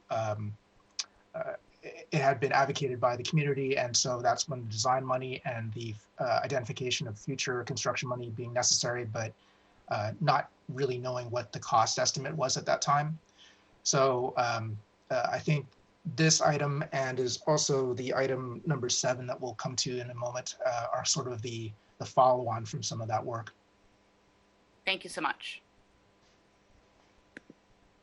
Just wanted to offer Allie a chance to chime in. Allie, did you have anything else to add? No, I was just jumping in if Calvin needed additional information, but he had it all at hand. I was just going to reference the resolution. I think Councilmember Herbold was referring to his resolution 31894 that did list this project, but Calvin described it in the way it was a list without funding priority, without the specific funding identified, but it was a prioritized list. Thank you all for that information. I'm not seeing additional hands at this point. Want to thank Councilmember Morales for flagging the ongoing evaluation here. Happy to continue chatting with you about this and look forward to following up on this item in more detail soon. At this point, it looks like Councilmember Morales is joined by Councilmembers Strauss and Herbold along with Sawant. Thank you very much. Item number 6 is SDOT 6A1. This item would add $943,000 to the Route 7 multimodal project, specifically for sidewalk projects in the Rainier corridor. This project, this funding would replace some funding that was removed from the project in the 2021-2026 proposed CIP. Specifically, it would restore funding for 5 sidewalk segments in the Rainier Valley. This project Calvin. is sponsored by Councilmember Morales with co-sponsorship from Councilmember Sawant and Councilmember Lewis. Excellent, thank you. Councilmember Morales. Thank you. I do want to thank the co-sponsors for joining me here. Almost every week, my office receives an email about sidewalks. And my constituents may not have safe streets to go across, to walk home, to walk to school. Rainier is a major arterial. We know it's the most dangerous street in the city. And so it's certainly not exempt from the challenges community faces trying to go up and down that street. So Rainier Avenue was going to receive some repairs as part of the rapid ride improvements. And so I'm hoping to restore funding. As Calvin mentioned, it's for several different segments of sidewalk along the road. And we have strong support from different mass member organizations, including Transit Riders Union, the Sierra Club, Seattle Neighborhood Greenways, 350 Seattle, Cascade Bicycle Club, and others who understand that being able to get through our neighborhood safely is really important, particularly because we do have so many elderly and a lot of folks who have mobility impairments who need to be able to get down that road safely. So I am seeking support to restore funding for these improvements. Thank you, colleagues. Thank you, Councilmember Morales. Are there questions on this item? I just have a quick question on the 5 sidewalk corridors that are listed on the back of the form. Is there sort of corresponding data that identifies which of these areas are the biggest hazard or risk right now? I can follow up with the department to see if there's a rating on these. I'm fairly sure they all rank fairly high on the list. Thank you very much. Thanks for that, Calvin. Okay, council members, thank you so much for signing on. Councilmember Morales is joined by council members Sawant, Peterson, Strauss, Lewis, and Council President Gonzalez. Thank you very much. Item number 7. Item number 7 is SDOT 7A1. This item would add $400,000 for the Bike Master Plan Protected Bike Lanes project, specifically to fund conceptual planning and preliminary design work on 2 segments, the Georgetown to downtown bicycle connection and the bicycle connection on MLK from Rainier to Henderson Street. This is proposed by Councilmember Morales with sponsorship from Councilmember Sawant and Councilmember Strauss. Thank you, Councilmember Morales. Please go ahead. Thank you very much, Calvin, and thank you to Councilmembers Strauss and Sawant. We are hoping that 400,000 can be distributed to, as Calvin said, complete the MLK planning study, which did start this year, funding for the Georgetown to downtown via SOTO study, which has not really begun, and we're hoping to get that started, and also to advance design from the Georgetown to downtown SOTO trail. At least to get it to about 60%, as we just heard. You know, a lot of these projects need some design time before they're even ready for construction. And so we're trying to get the ball rolling here. Finishing the study on MLK in particular keeps that conversation alive about a safe biking route through the Rainier Valley. And this is one of the parts of town where we don't have any safe bike path to get into the downtown area. So there are lots of different studies that are being proposed, and we would like to figure out how to do this well and safely. Both of these connections, along with the important Beacon Avenue Trail, which was funded through the Mercer Block proceeds, would really help highlight the missing gaps that we have in the bike network in the Rainier Valley. And so we want to make sure that we're retaining funding for the planning and design of these two routes, along with the work that's already happening on Beacon Hill, and really honor the community input and time that our neighbors put into identifying these priorities, and to make sure that we are keeping the promises that we made through the Bike Master Plan improvement programs. Thank you, Council colleagues. Are there any questions? I do have a question similar to the one I was asking earlier. Do we have a sense of where this fits in with the various priority documents that SDOT has produced already? They were identified in the Bike Master Plan implementation plan, so I can follow up with you about where they fit on the priority list. Thank you very much. Thank you very much, Councilmember Morales. Councilmembers Sawant and Strauss are your co-sponsors. Let's keep going. Item number 8 is SDOT 8A1. This item would add $24 million of funding for 4 separate SDOT bridge maintenance activities, 2 of which are capital improvement projects and 2 are regular operations and maintenance. This is an annual funding increase to match recommendations from the City Auditor's 2020 Bridge Maintenance Report. It is sponsored by Councilmember Peterson with co-sponsorship from Councilmember Herbold and Councilmember Lewis. Thank you, Councilmember Peterson. Please go ahead. Thanks, Chair Mosqueda, and thanks to the initial co-sponsors, Councilmembers Lewis and Herbold, and for others who might sign on. Thank you to the laborers for calling and writing to us, and for the SOTO Small Business Improvement Area for writing to us about the need to repair our bridges. The recent independent audit of bridges across Seattle conducted by our city auditor, who reports in the legislative department, it concluded that our city government has been substantially underinvesting in the maintenance of our bridges throughout the city. The result of underfunding our bridge infrastructure increases the risk of harm and disruption. Failing to invest at adequate levels today means taxpayers might have to bear an even larger replacement cost later, pay now or pay more later.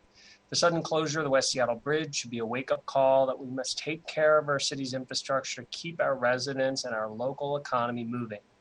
I appreciate that the mayor's budget tried to keep level the amount of spending for bridge maintenance despite the budget deficits we're facing. But this budget action would increase SDOT's budget to provide the bare minimum of maintenance funding for 2021 as recommended by the audit of all the bridges by our city auditor. Happy to answer questions. Councilmember Herbold, please go ahead. Thank you so much. Really appreciate it. Really appreciate Councilmember Peterson bringing this forward and his leadership in asking for the bridge audit. Just a little bit of behind the scenes on the deliberations around the future path to address the West Seattle Bridge closure for folks who aren't paying super close attention. You know, the city is seriously considering not moving forward with a repair, despite the fact that its cost is modest, and there's a high confidence from the technical advisory panel that a repair would last.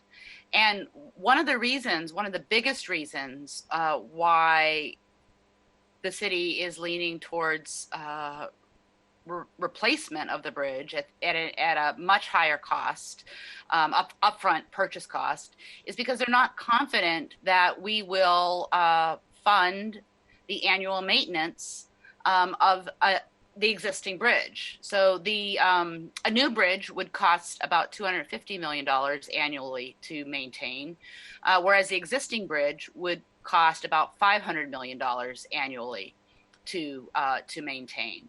And I am finding it a little bit difficult to justify the expenditure when we have finite transportation dollars to meet a lot of needs. The building of a brand new bridge, just because we're afraid that we're going to continue these what I think are dysfunctional practices about maintaining our current infrastructure. And so I really hope that we find a way to follow the city auditor's recommendations as it relates to how we can better maintain our existing bridges. Our bridges are serving more and more commuters using transit, and many of our bridges now have transit only lanes, and they're multimodal. They serve also freight corridors that are so important to our small businesses. Really feeling that in West Seattle, the impacts to small businesses from not having the bridge running. So I really hope that everybody takes this need seriously, and that we work together to figure out how to address the recommendations of the city auditor. Thank you. Thank you. Councilmember Swan, please go ahead. Thank you. I'm happy to co-sponsor this, but I think it's important to also note that the Department of Transportation's budget has been cut by the proposed cut by Mayor Durkin is $117 million. And this sort of very necessary maintenance is an example of what is being cut. And so while I'm happy to co-sponsor this, I've also proposed a budget amendment to restore all the $117 million worth of cuts by increasing the taxes on big businesses that the council passed earlier this year. Thank you. Thank you very much. I don't see additional hands. I do have a few questions. Council member or Calvin, you have 4 items listed in the maintenance proposal here.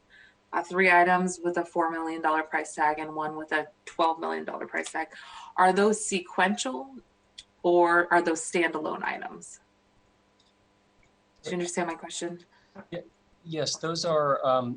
So the way we allocate the $24 million, the idea is to get up to the $34 million figure, which was the bare minimum recommended by the auditor.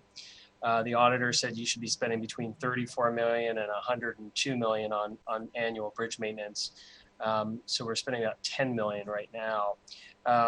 So these 4 items are the line items the auditor identified with SDOT as the core bridge maintenance items. And so we would be adding it proportional to what the existing budget is for those line items. So we're taking the $24 million and applying it proportionally to those line items. So it's a percentage increase, basically. It's a proportional increase on items that are already there. You couldn't, your proposal, I'm asking, would it be feasible if you identified 1 or 2 of those 4 items? And it sounds like the answer is no, it needs to be a proportional increase. That's yes, exactly. Okay.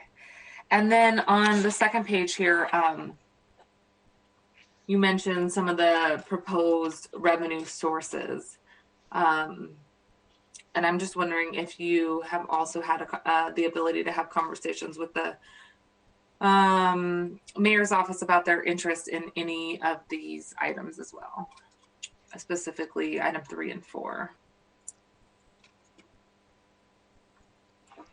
If not, that's okay. We can chat about it. I think that the question is really about how do we try to identify the needed revenue sources to, fill this relatively large budget item, and recognizing that we need the executive to be willing to implement possible revenue sources is important as well. Yes, and I'm looking forward to the new revenue forecast, and obviously with the overturning of I-976, that might present an opportunity as well with vehicle license fees. So it's a little bit in flux over the next couple of weeks. Excellent. Thank you so much. I might just add, this item too is an annual maintenance budget. So it is the source of revenue for ongoing costs is going to be a major consideration. Say that again, Calvin. Unlike some of the other proposals we've talked about, which are one-time adds for 2021, this is an annual increase in bridge maintenance to meet the commitment or meet the need that was identified in the auditor's report. So I just wanted to highlight that fund balance is a one-time thing. Some of these revenue sources that are identified would need to be pledged for an ongoing time to fill the need over time. Thank you very much. Yeah. Okay. Thank you very much, Councilmember Peterson. Councilmember Peterson, you are joined by Councilmembers Herbold, Sawant, Juarez, Strauss, and Lewis. I think we got everyone. Thank you, colleagues. Let's move on to item number 9. Item number 9 is SDOT 9A1. It is a statement of legislative intent that requests that SDOT provide weekly reporting on progress on the West Seattle Bridge Immediate Response Program. It identifies 4 main categories of reporting. One on the West Seattle Bridge, one on the Lower Spokane Swing Bridge, one on maintenance of other bridges in the corridor, and one on the Reconnecting West Seattle program, which is the traffic mitigation and response program that's associated with the project. This SLI is sponsored by Councilmember Herbold, and it is co-sponsored by Councilmember Peterson and Councilmember Strauss. Councilmember Herbold, this seems to be of growing importance. Please let us know more about this. Thank you so much. The intent of the SLI is to continue the weekly reporting that the council has been receiving from SDOT on the West Seattle Bridge and the Reconnect West Seattle investments. This is, I think, a reasonable request, given that the budget proposes a bond sale of $100 million to fund these activities. And this is adding $30 million in addition to the interfund loan of $70 million already approved by the council. One note is that we originally expected a decision from the mayor whether to identify as a preferred alternative either repair or replace by this time. So depending on what happens next month, it's possible that this item could be edited to be tailored to the preferred alternative. The current version as it's drafted now mentions repair or replace. Thank you, Councilmember Herbold. Are there questions on this item? Council President Gonzalez. Thank you, Chair Mosqueda. Just really quickly, can Councilmember Herbold or Calvin, can you remind me what the cadence of the reporting is currently on the West Seattle Bridge? I do think it's weekly. Weekly. Okay, so this slide just proposes continuation of those weekly reports that are currently being provided by the department to City Council on this particular project. Correct. Okay, thank you so much. I do want to note for the record, I believe Councilmember Juarez, is it accurate that you are interested in adding your name to this one as well? Excellent. Thank you, Patty, for adding Councilmember Juarez. That was my question as well. The Council President asked, this is just a continuation of the existing weekly reports. And Chair, I did raise my hand virtually to add my name to this. I see you now. Thank you very much, Council President. Okay, I think we have everyone, so I will summarize. Along with Councilmember Herbold, we have co-sponsors, Councilmembers Peterson, Juarez, Strauss, Lewis, and Council President Gonzalez. Thank you so much. So does that conclude all of our items in the SDOT category? That is the end of the SDOT section. Thank you. Okay. Are there any additional questions, or anybody didn't get a chance to add their names to any SDOT items? Okay, excellent. Thank you very much, Calvin. Good to see you. Before we jump in, Jeff, I might offer to my colleagues the next 4 items in the homelessness section. When we did our Form A walkthroughs, these are 4 items where I suggested that it sounded like there was a lot of commonality, perhaps synergy between what we were asking for. So I don't see them here listed as one Form B. But as we walk through these first 4 forums, I would like to continue to think about the opportunities to identify commonalities between these items. And if you all are also able to speak to that concept of trying to create that connective tissue across the city, because there's clearly an identified need in various districts, that would be helpful. So just again, signaling my interest in seeing how these 4 items could potentially be woven together in some way that is satisfying the objective of the proposals. Let's turn it over to Jeff to walk us through the first one in the homelessness section. Thank you, Madam Chair. For the record, Jeff Sims, Council Central Staff. And you're exactly correct on items 10, 11, 12, and 13 on the agenda. Actually, all of the sponsor offices also emailed me as they submitted these, and it was really more of a function of time in order to work out the specifics of how to merge these all together. But the sentiment from all of the offices was that they wanted to work to find a way to roll each of these items together, given the amount of overlaps, and then come out with a crisp new proposal that would just be one single item. As you noted, each of them run through homelessness outreach. They're all in a general dollar range of 100,000 or 200,000. And there are some that have unique specifics to them. So I'll start off with HON 1. And the unique factor here is a focus on the behavioral health, the ability of the providers to provide behavioral health services. There's a geographic focus to each of these as well, I should have noted. In this case, HON 1 is related to West Seattle and South Park. And there's also a strong description, as you can see in the form that was provided, related to the way that this team would interact with members both of the community and of people experiencing unsheltered homelessness and businesses in the area. The sponsor for HOM 1 is Councilmember Herbold.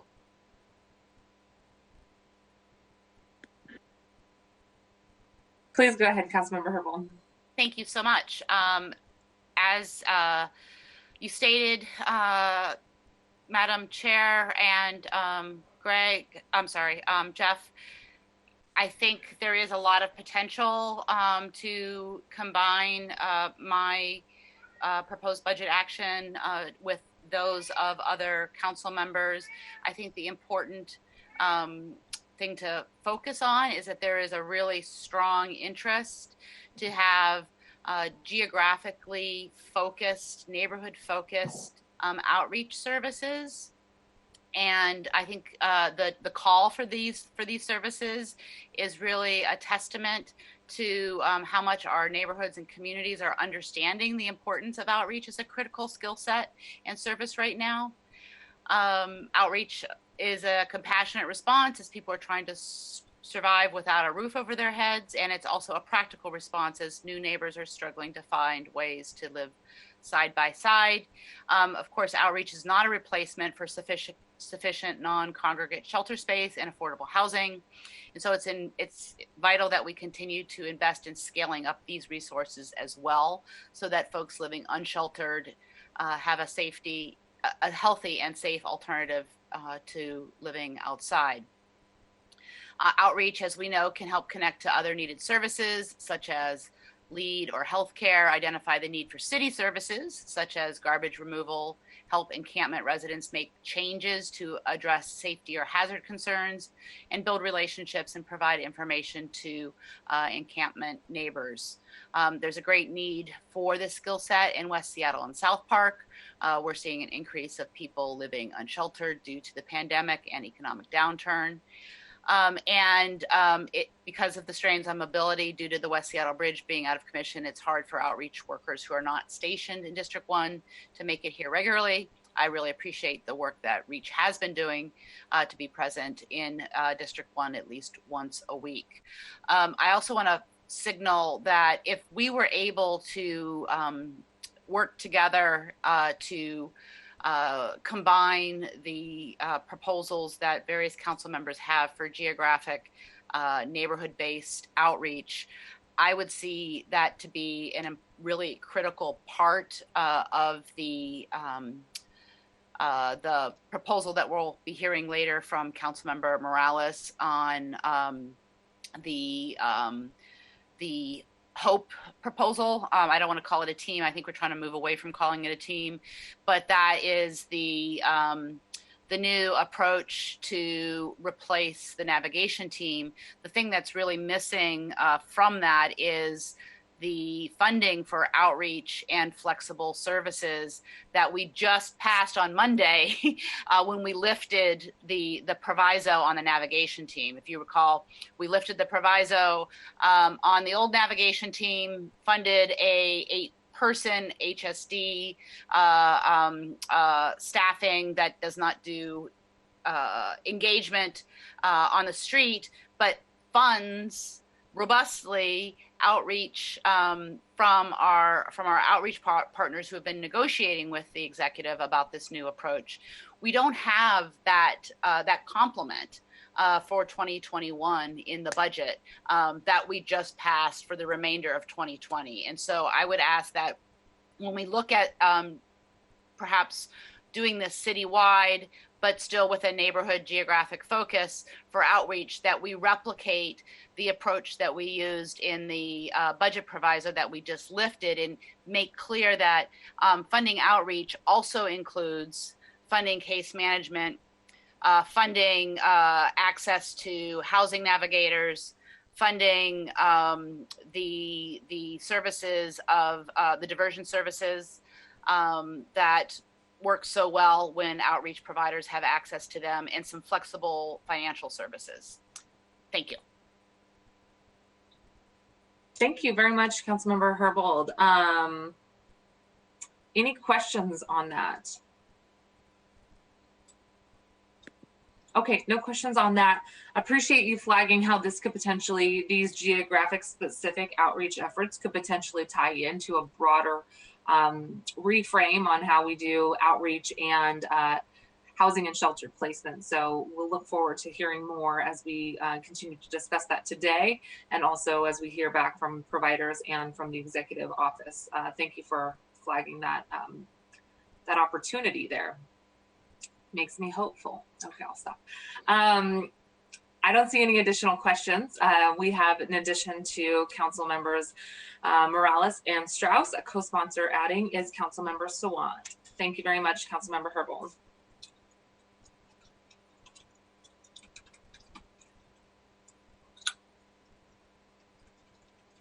Our next item up. Okay, thank you. The next item up is HOM 2A1. This was put forward by Councilmember Morales. And similar, as I mentioned, similar to the other first 4 homelessness proposals, this one would provide $98,000 to expand homelessness outreach services. In this case, the geographic target would be Columbia City and Rainier Beach. And I'll note that another unique aspect of this proposal compared to the other 3 is utilizing an agency that credibly represents BIPOC individuals who have lived experience of homelessness, and as the agency that would provide the services. Councilmember Morales, please go ahead. Thank you. So this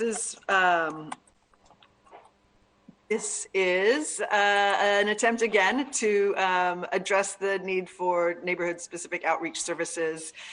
This would add a homelessness outreach worker to the Rainier Valley, which would allow more engagement with folks in District 2. As I stated before, we've recently had the opportunity to visit with several encampments and with RV residents, going alongside outreach workers. And so we've been able to see firsthand the really important work that they do through this sort of engagement. And really, you know, beyond the outreach itself, offering clothing and helping connect folks to services and connecting them to shelter. Just having these outreach workers there to be present and to be a resource to folks has been really important, and we know that is deeply appreciated. So as the chair mentioned earlier, we have had conversations with their staff. There's been a staff level conversation about rolling these all up into one proposal. Happy to do that and think about something larger. I do want to say though that we've also had conversations during this budget process that rightly call out outreach as only one piece of a greater ecosystem. And that is what we're trying to do, as we'll discuss later with the HOPE proposal. But this really is about creating a broader ecosystem so that it isn't just outreach that we're talking about. We want to acknowledge that there's a need to build more permanent supportive housing, more low and no barrier shelter. And so our hope is that we start to really move towards having a deep conversation about those investments as well. Yeah, that said, the engagement and outreach really are something that mean a lot to the folks who are living outside, and we're happy to bring this budget action to support the outreach work that's being done. Thank you, Councilmember Morales. Are there any questions on this item? Okay, you specifically mentioned REACH. I just wanted to note that the proposal you're bringing forward really identifies REACH as its core service provider in partnership, it sounds like, with BIPOC organizations. We know that there's BIPOC members who are strong members and leaders within REACH, but I just wanted to make sure because REACH has obviously got a lot of support and evidence behind it, and wanted to hear more about that. Yeah, sure.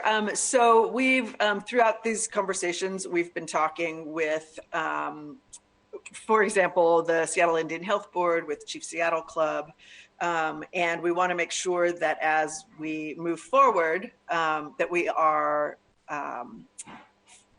finding folks and supporting organizations that have more direct contact.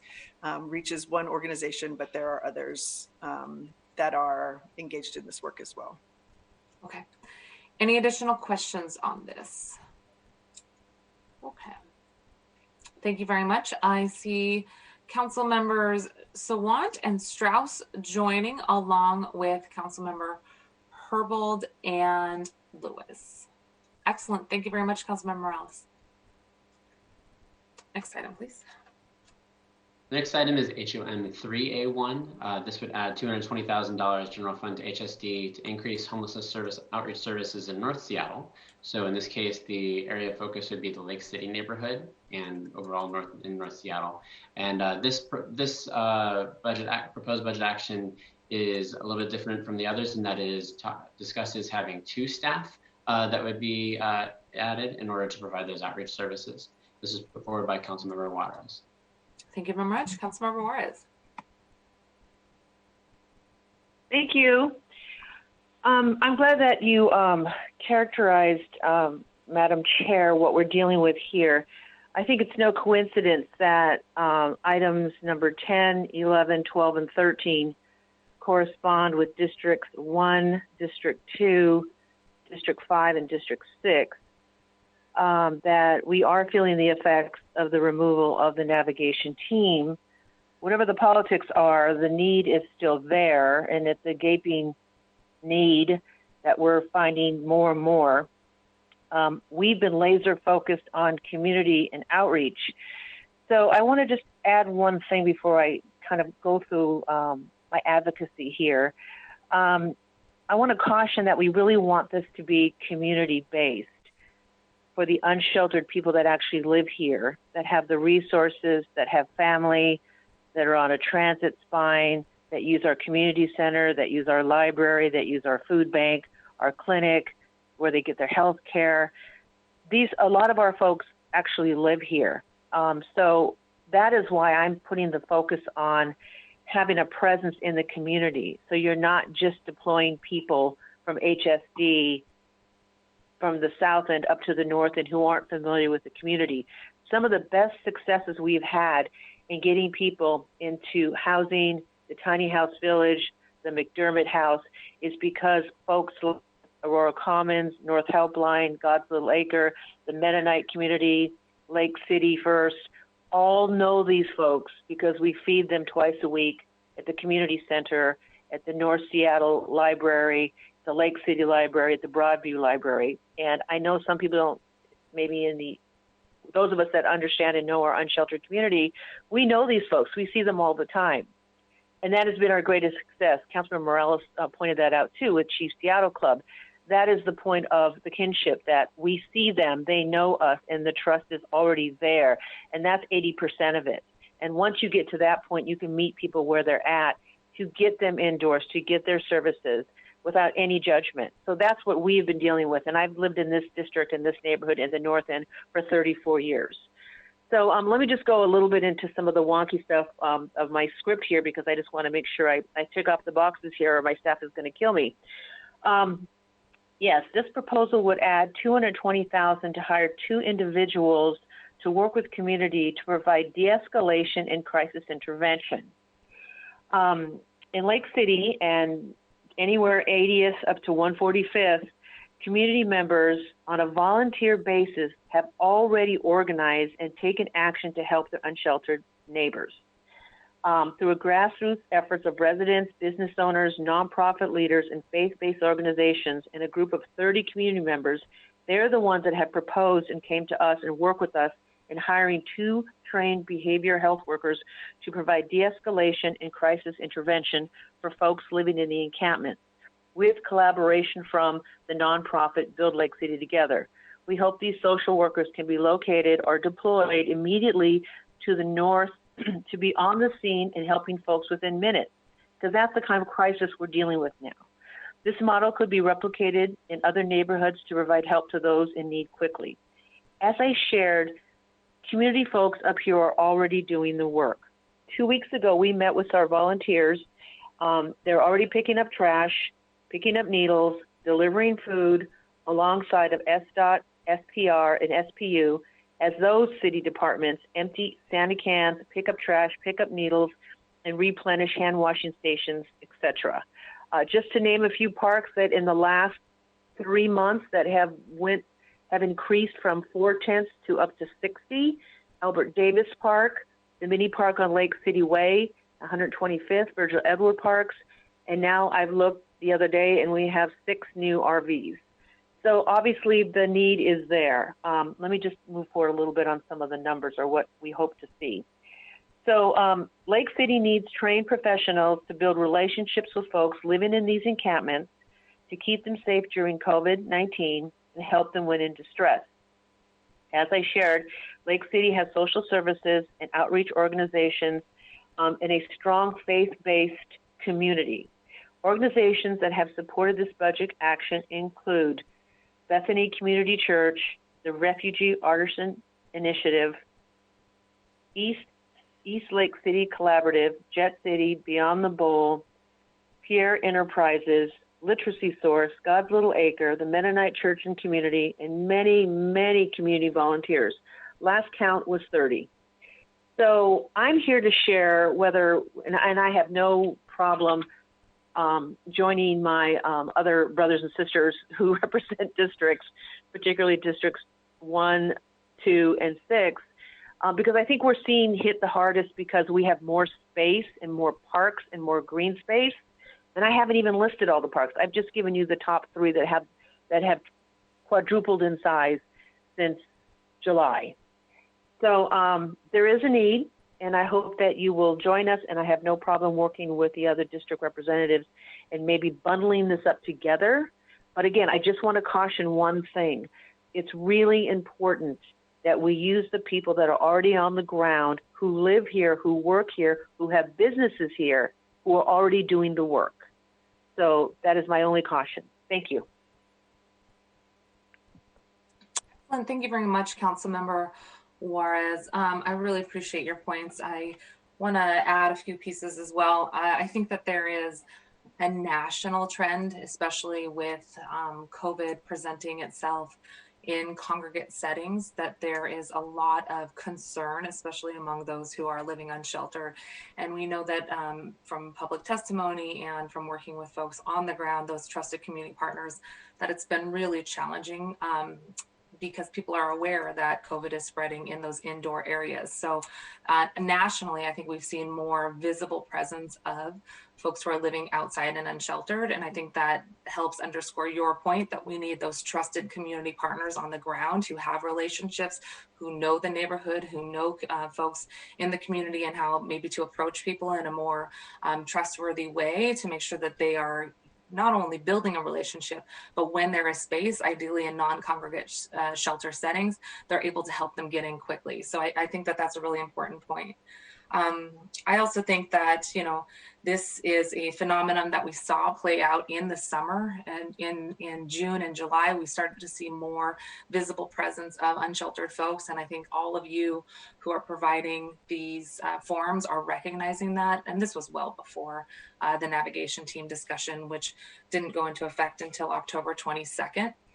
So I do think that both at the national level, we're seeing this trend, everything that you all as council members are experiencing at the hyper local level in districts, really underscore the need for us to not only get more money out at the door for this outreach effort, but as you and the previous council member just spoke about, the need to make sure that it's not just outreach, that you're getting folks inside. So appreciate that, and getting inside in the middle of a deadly pandemic requires that non-congregate shelter setting. So I think that these are all issues that dovetail well, and absolutely heard the need to make sure that we're working with those on the ground level.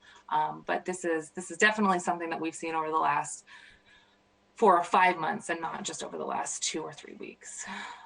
Additional comments or questions? Councilmember Sawant. Thank you. Thank you, Councilmember Sawant. Thank you. I'm already co-sponsoring this budget amendment as it shows up there. And undoubtedly, my office supports the outreach workers and social workers completely. In fact, that is why my office is consistently fighting to defund the police by at least 50% and instead use those funds for services that actually work. And in addition to also proposing to increase the Amazon tax so that we can fund what our communities need, which is services and housing and the Green New Deal. And unfortunately, so far, my office is the only office to have put forward these two proposals, let alone fight for it in many meaningful way. I want to clarify that in response to some of the comments that were made, the navigation team was never actually removed. The City Council's summer budget vote never took effect, and this past Monday, the City Council minimized the summer ordinance even further. I was the sole no vote on that ordinance. Mayor Durkin likes to blame homelessness on the supposed end of the navigation team, but that is simply not based in facts. And I would like to add, in terms of where the funds should come from, not only should the City Council be responding to the community demand to reduce the Seattle Police bloated budget to fund services, but also I would note this week we've got some important news. 3 Seattle corporations have reported staggering profits this week. Amazon reported $6.2 billion of profit for the third quarter, which is, and these are all, the quarterly profit reports. This is a 200% increase over the corporation's last year's profits. And since the pandemic struck earlier this year, Amazon's owners have made record profits of $11.5 billion. Also this week, Microsoft announced $13.9 billion in quarterly profits, which is a 30% increase. And I don't think we should be quibbling about technically which corporation is going to be taxed in Seattle, because the point that I'm trying to make here is that many corporations, unlike struggling small businesses, have profiteered during this pandemic, and it's only correct that the burden of the crisis should not be placed on working people and marginalized communities, especially our homeless neighbors, and instead the taxes on big business should be increased because they are making higher profits. Another corporation in Seattle, Starbucks, just reported nearly $400 million profits for the third quarter, which has delighted financial analysts because it has exceeded their expectations. So these are very important facts to take into account and understand that the full funding of services will require those bold progressive measures. And I'll also add that I've co-sponsored all the proposals from all the districts for regional or district-based coordinators, outreach workers, and we certainly want to propose something similar for Capitol Hill and the Central District, because we are seeing an increased issue of homelessness that is affecting the community here. And I hope that we can make sure that every part of the city has adequate funds, because it's not one region versus another. And I agree with Councilmember Juarez on that all the regions of our city need this help, because it's ultimately our homeless neighbors, our constituents who are suffering. But at the end of the day, all of that leaves the question of how these services are going to be funded. It leaves that question unanswered. And I think we have answers, but we will need political will on the council. Okay. We have quite a bit more to cover. I don't see any additional hands on this one. Thank you again, Councilmember Juarez. Joining Councilmember Juarez is Councilmembers Morales, Sawant, Peterson, Strauss, and Lewis. Just checking. I think I got everyone. All right, let's keep going. Item number 13 on the agenda is CBA HOM 4A1. This was put forward by Councilmember Strauss. As noted, this is a $200,000 increase to HSD, again, for homelessness outreach services. In this case, the unique description here would be a partnership with the program managers for business improvement associations. That's a model that's already been undertaken in Ballard and the U District, and this would propose on expanding that model. Thank you, Councilmember Strauss. Please go ahead. Thank you, Chair, and thank you, Jeff. Like the last three proposals, this would add funding for homelessness outreach services in District 6. This is a continuation of previous budget actions in previous years of a cost-sharing model for outreach workers hired by the Ballard Alliance for the downtown Ballard area. I am also very interested and willing to combine this request with the other three requests we just heard. We, as folks before me have said, we know that having properly trained and community-based outreach workers are the most effective. But again, outreach will only be as successful as the resources of adequate and appropriate shelter and case management these outreach workers have access to. So this proposal would build on the Ballard Alliance contract for a outreach worker, which has been widely appreciated by businesses and community members in the area, by providing $200,000 for organizations that serve as program managers for BIAs. This funding would allow BIAs to expand the hours that outreach workers operate or expand the services to additional areas, as we know that the concentration of people experiencing homelessness in the Ballard area has also expanded. This proposal would also allow some funding to be used for cleaning or security purposes, as long as the majority of the funds are used for outreach workers. And the reason that I made this slight change is because we have noticed as bars and restaurants close earlier due to the pandemic, the hours of no one being on the streets has extended. It used to be under typical business practices, it could be 1 to 2 hours per night, and it is now 4 or 5 hours per night. Thank you, Chair. Thank you, Jeff. Thank you, colleagues. Thank you very much. And are there any additional questions or comments on this one? Okay, thank you. Appreciate it. And I look forward to learning more as well about the ongoing partnership with the BIA. Okay. Council members Herbold, Peterson, and Juarez were the co-sponsors on Council Member Strauss's proposed Form B. Let's go to the next one. The next item, number 14 on the agenda, is CBA HON 5A1. This is put forward by Councilmember Morales.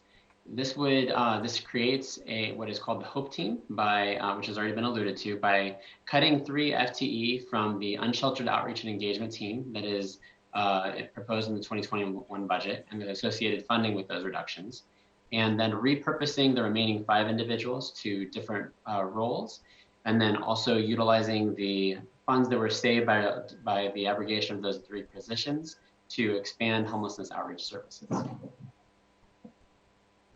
Thank you very much. I want to just state for the record, we do require 2 co-sponsors. This form did have 2 co-sponsors on it. Thank you, Councilmember Lewis. So the primary sponsor did receive sufficient co-sponsorship to make it in time for the filing here. as is the prerogative by any council member, they did remove their name, so that is reflected here on this form. But I think that it's just an indication that more work needs to be done, if I can say that, and I don't want to put any words in anybody's mouth, but I think that this is something you'll hear from the sponsor here in a moment. Councilmember Morales, thank you for walking us through this proposal here. I understand that this is a work in progress, and just wanted to offer that clarification in case folks were wondering about these co-sponsors at this point.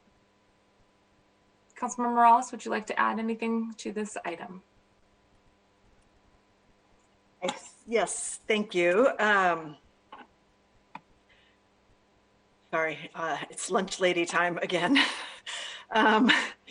Okay, so thank you, Jeff and Chair Mosqueda. First, I do need to thank Councilmember Sawant for co-sponsoring this, and do want to say thank you to our unhoused neighbors, to folks who are have lived experience with homelessness service providers, and to our council colleagues who have really helped shape this proposal thus far. I do want to also thank Deputy Mayor Sixkiller. He's been working with providers over the last many weeks, and that work has really made this proposal possible. So I want to say that we are in continuous conversation with stakeholders on this proposal, and I would like to signal also that it didn't make it into the Form B, but the number of FTEs is flexible, up to 8. As long as those roles reflect the new structure that we're working on here. And we do look forward to continuing this work with stakeholders and with budget chair. For several years, this council has heard from folks living unhoused and from providers and from other advocates that the navigation team was just not working. In fact, for many neighbors, it was doing more harm than good. So this summer, we were able to address those concerns and shift away from the navigation team model, or begin to try to. Since then, very possible I might lose my connection here again. Providers, the executive, and council members Herbold and Lewis and I have been engaged in some really promising conversations about outreach. And I'm happy to say that between the executive and the service providers, those conversations are still ongoing. So this proposal is an attempt to finalize, shift away from the navigation team model, and was really born out of the conversations that we've been having, really that my office has been having since as far back as April. So just to tell you a little bit about what we're trying to do here, the transformed team or program would act in support and coordination roles within a provider-led outreach ecosystem. And that means coordinating things like litter picks or the purple bag program, collaborating with service providers on best outcomes for folks who are living unhoused. The ecosystem would really try to uplift and align the framework that many of us, well, that we all received this week, that was designed by the executive and providers, and would allow for first responders and police to address issues within encampments if providers are calling for that, but it wouldn't give license for just wholesale eviction of folks. So this HOPE program is really meant to become the city's apparatus for a more holistic approach to addressing encampments and unsheltered homelessness, one where the city collaborates with experts in the field and with folks on the ground every day. And those are the folks who have the relationships, like Councilmember Juarez was pointing out. They're the ones who are on the streets, who know who these neighbors are and what they need. HOPE is how we can start to repair the harm caused by the navigation team. If you want an example of this approach, what it might look like, we all received an email this week from Just Care, the pilot project that was happening in the CID. That really demonstrates how effective this kind of a model can be. And I do want to thank Devin Silvernail on my staff, who was the person who facilitated the conversation between Just Cares and the community members who were really frustrated by that particular encampment. Because of the work that he did, that our office did to make those connections and to explain to frustrated community members what this program could be, it really gave the folks who were living in the encampment a little bit of breathing room, and they voluntarily moved because of the outreach that was provided to them. So it really kind of ratcheted down the tension that was happening there. That's what we could be doing. So I want to thank REACH and CoLead and ACRS and the Chief Seattle Club and Seattle Indian Health Board. All of those folks worked really hard to make that happen, and I'm deeply appreciative of that. This is our chance to move forward and to finally close the book on the navigation team. And it's my hope that my colleagues will see the value in this approach and look forward to having your support on this proposal. Thank you. Thank you very much, Councilmember Morales. Questions, comments? Councilmember Lewis, please go ahead. I just want to make a few brief comments. I appreciate Councilmember Morales bringing this forward. I did remove my name just over some concerns about sequencing with the parallel process that's going on between the providers and the executive on some of the former drafts of the HOPE proposal. And I think that there is going to be a, just given that there's negotiations for several hours on a daily basis still between them, that process, which Councilmember Morales is also involved in, will ultimately lead to synthesis into a model like HOPE that is reflective of the framework that was distributed on Monday.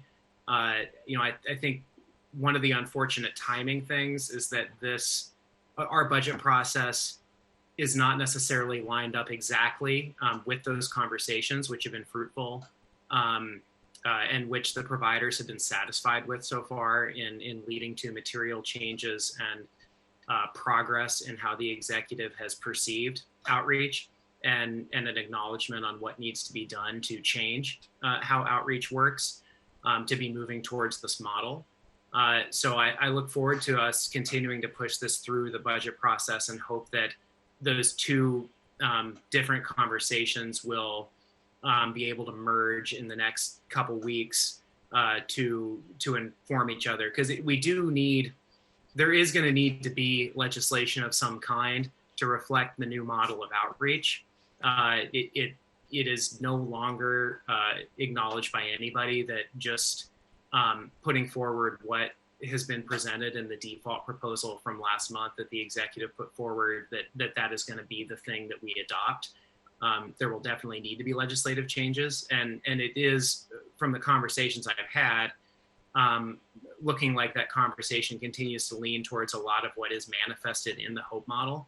So this will be a good conversation over the next 2 weeks, and the rate of those conversations between the executive and the providers should be able to catch up to where we are here before we have to set a budget in November. Thank you, Councilmember Lewis. Councilmember Herbold, please. And did I see another hand? Councilmember Peterson. Okay, Councilmember Herbold, please go ahead. Thank you very much. Just want to say at the start that I really appreciate Councilmember Morales proposing this action item, which I think and hope can build on the conversations that have been ongoing between council, outreach providers, and the mayor's office. Really appreciate that we all took a step on Monday in approving legislation that marks a real before and after moment, when all parties agreed to take the navigation team out of the field and instead build a new approach based on city coordination of encampment management with contracted outreach providers who will be out in the field, helping people shelter safely in place and be good neighbors, as well as helping them get into shelter and housing. As I noted at the time, that legislation and the accompanying framework that was agreed to by providers and the mayor's office marked the beginning of building this new approach. And I see a lot of that framework reflected in this budget action proposed by Councilmember Morales, which in some budget action is necessary, as Councilmember Lewis just mentioned, is necessary to carry this new approach into the 2021 budget. And as I've expressed to the sponsor in the past, I do have some concerns about the budget action in its current form, and appreciate the sponsor's mention of them, but just wondering whether or not we could consider some changes with the goal of avoiding roadblocks to continuing the work that was started Monday, and that is an ongoing conversation. I don't want things that we do in this budget cycle to be interpreted by the executive as a reason to end the really productive conversations that they're having. So specifically, I'm concerned about the inclusion in this to take the new group of city employees assigned to HOPE down to 5 FTEs. My understanding is that the mayor's office believes they need 8 FTEs, and that this particular level of staffing was a condition of the new framework. And so I'm just interested whether or not the sponsor would be willing to keep the staffing level at 8 FTEs. And I'm also concerned about potentially being too prescriptive around the specific role descriptions. I understand what the purpose here, which is to ensure that city employees assigned to HOPE are not duplicating the work of contracted outreach providers and are staying within prescribed functions, such as coordination and prioritization. But I know it's difficult that when building something entirely new, like HOPE, to always predict with 100% accuracy what functions and positions will be needed. So I'd like to just offer a little bit of flexibility here. And I think the legislation passed on Monday, along with the accompanying framework and the remainder of the language in this budget action, contain guardrails that I believe are sufficient, really focusing on the fact that the thing that we don't want is we don't want the city functions assigned to HOPE to be duplicating the activities of the folks who are out in the field. Thank you. Councilmember Morales, I believe you spoke to some of those items at the beginning. Would you offer any additional clarification to those? Sure. Well, thank you, Chair. As I said, it didn't make it into the Form B, but we are certainly flexible in terms of the number and roles of the FTEs. So I'm happy to continue having that conversation. I do want to say that we were on the phone just last night with several different providers who are eager to see this move forward. They are eager to, we were talking about during the outreach conversation, eager to see that work and have the additional conversation added to it about how we are going to begin investing in the actual housing part of this conversation. So I think it's important that we do continue this conversation. This is not the end. The language that is in the Form B, I will say, is a bit prescriptive. And so we understand that there is a desire to see a little bit more flexibility in that, and to see a little bit more flexibility in the funding and what things can be used for as well. I do think that all of that is part of the conversation that needs to continue to think about how this can become a program that is not just about outreach, but is a more comprehensive and a more holistic approach for the city in how we deal with homelessness, because we have invested so much in outreach already and we know that there are not enough places for people to go. That's how we're going to solve homelessness, is by making sure that we have the permanent supportive housing, low barrier shelter, affordable housing. We need people, as I've heard several of my colleagues say, we need places to navigate people to, which is why we need to change the way we're doing it. And I think this is an important first step in getting us there. Follow up, Councilmember Herbold? Yes, please. Thank you. I really appreciate your willingness to be flexible as it relates to the role descriptions and the staffing, the HSD staffing level. I would like to add my name as a sponsor today, in addition to your statement that you are willing to be flexible. Will you, in the next iteration of this action, have the FTE level be 8 so that I can agree to sponsor this today? Sure. Yeah, that's fine. Thank you so much. Thank you both for the clarification on the flexibility, the ongoing conversations around the scope of work, and the conversation around the FTEs. Councilmember Peterson, please go ahead. Thank you, Chair Mosqueda, and thanks. I appreciated the detailed discussion, the back and forth. That was really helpful, and really looking forward to the Regional Homelessness Authority being, that getting up and running so we can address this regional crisis of homelessness. And I agree, we need to build more permanent supportive housing and more permanent affordable housing. I am very concerned with the initial draft of the proposal. I feel like, we agreed during the summer to remove police officers from the navigation team. That was really important, a lot of unity on that issue to really change that model.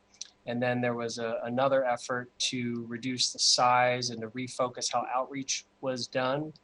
And that's where we went from 14 HSD employees down to 8.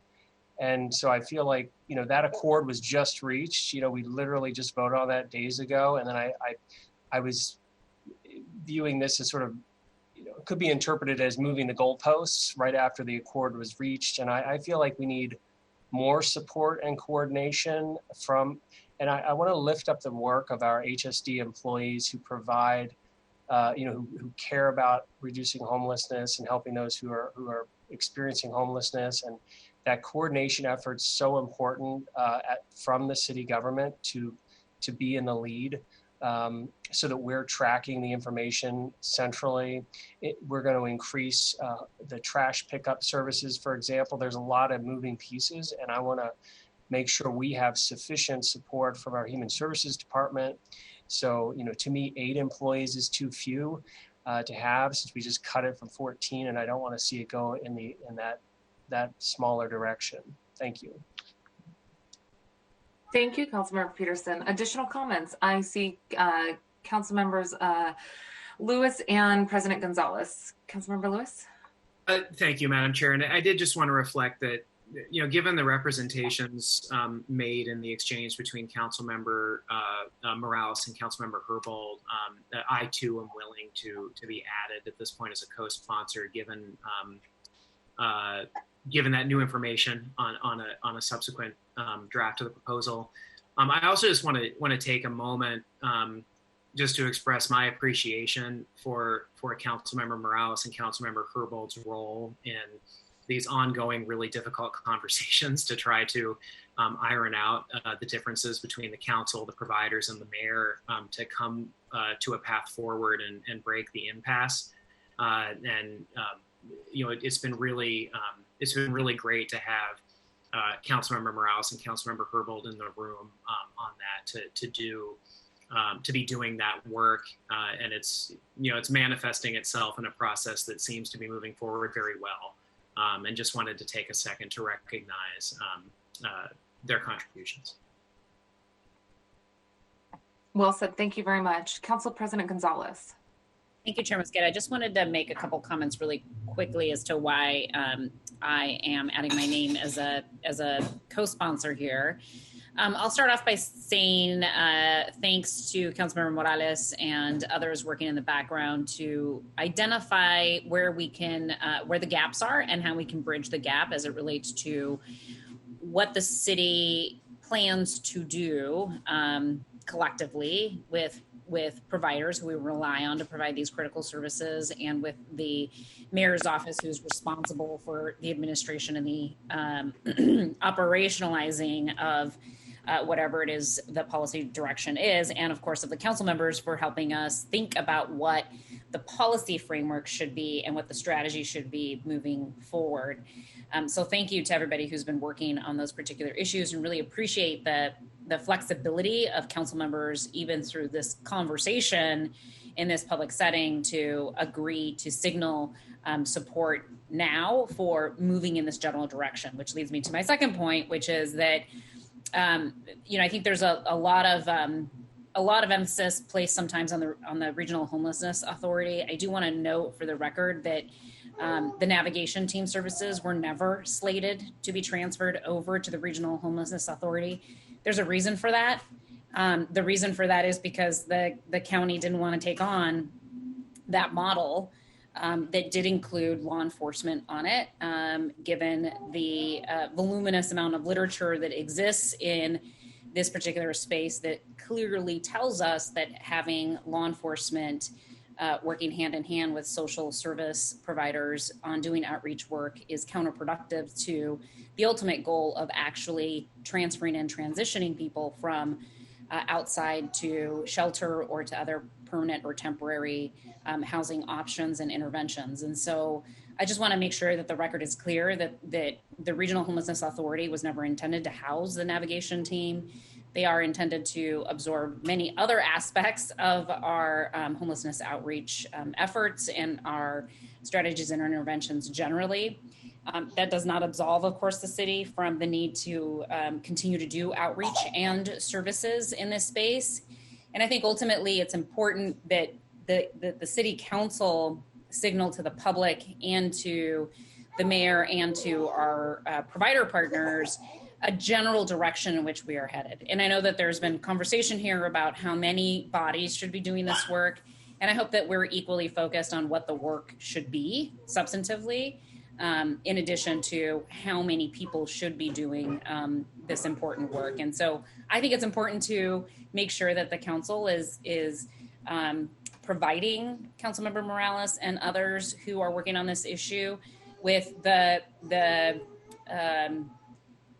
support of as many council members as we can get to allow her and Councilmember Herbold and the chair and providers to be able to effectively negotiate on a consensus approach on how we are going to move beyond the navigation team and implement a outreach and provider ecosystem that is really truly designed to do outreach and to outreach people to an intervention that is appropriate for that person. So I am happy to add my name as a co-sponsor with the understanding that there are many details that are still being worked on, and also in the spirit of offering Councilmember Morales as a prime sponsor, my support in her efforts to continue to negotiate this on behalf of the City Council and in partnership with service providers and in collaboration with the Mayor's Office. And I am deeply appreciative for those ongoing efforts from all parties and all layers of the city government and our partners who we rely on deeply to actually provide these services. Thank you, Madam Chair. Absolutely. Thank you very much, Council President. Councilmember Strauss, please go ahead.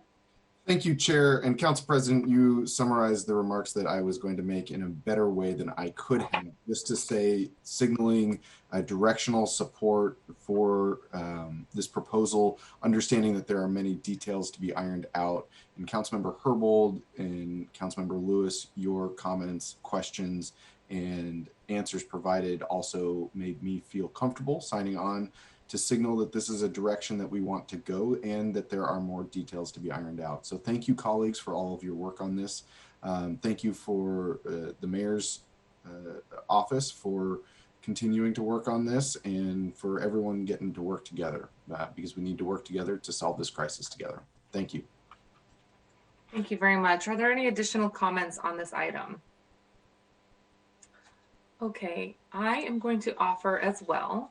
As a symbol of my support for the ongoing negotiations, to go ahead and add my name to this item. I think that the council colleagues have made a very important statement, not just about the policy and discussion, but the intent to show a united effort along with the executive's office and our community partners, that this is clearly an item that we're committed to finalizing.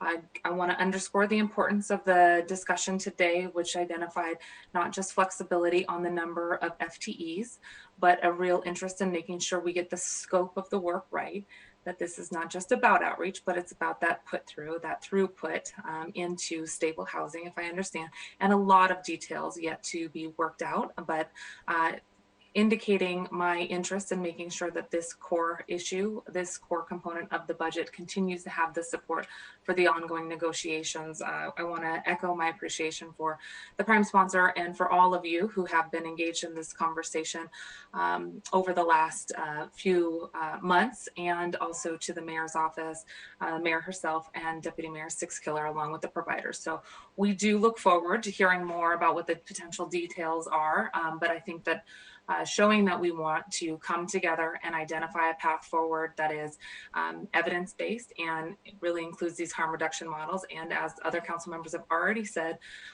really partners well with those community trusted organizations and individuals is critical. So I see a lot of that coming together here. Clearly still a work in progress. Let's not underscore that. But I want to make sure that you know that this is an area that we're going to, as a council, want to see finalized before the budget is completed at the end of November. So with that in mind, the co-sponsors now include Councilmember Herbold, Sawant, Strauss, Lewis, Mosqueda, and Council President Gonzalez. With that, let's go to the next item. Thank you, Madam Chair. The next item is item number 15, CBA HOM 7A1. Just to make sure that no one thinks that we missed anything, there is not an HOM 6. That was relabeled, so that's why there's not a 6. HOM 7A1 provides, I need to scroll forward, provides $1 million in general fund support to increase funding for mobile crisis teams, such as DESC's mobile crisis team. The DESC mobile crisis team is currently a 43-member team, or actually I think it varies a little bit due to staffing. I think it might be 38 people right now. But it is a team that provides connection to behavioral health services. And the mobile crisis team is facing a reduction in funding. Its primary funding source is from the mental illness and drug dependency sales tax that flows through the county. And then also there was not a COLA provided to that for this contract this year by the county, where there's not anticipated to be. As a result, the team is looking at about a $750,000 shortfall compared to its current operations. This budget action would both fill in for that shortfall and expand capacity by another $250,000, which would be between 3 and 4 additional staff. The primary sponsor on this is Councilmember Strauss. Wonderful. Councilmember Strauss, please go ahead. Thank you, Chair, and thank you, Jeff. Your summary is very excellent. The mobile crisis team is one, much like Health One, is one of the primary first responders that we need to be transferring our 911 calls to. Mobile crisis team, it currently requires, primarily relies on law enforcement referrals. So this means that a law enforcement officer has to show up on scene, make a referral, and then the mobile crisis team comes.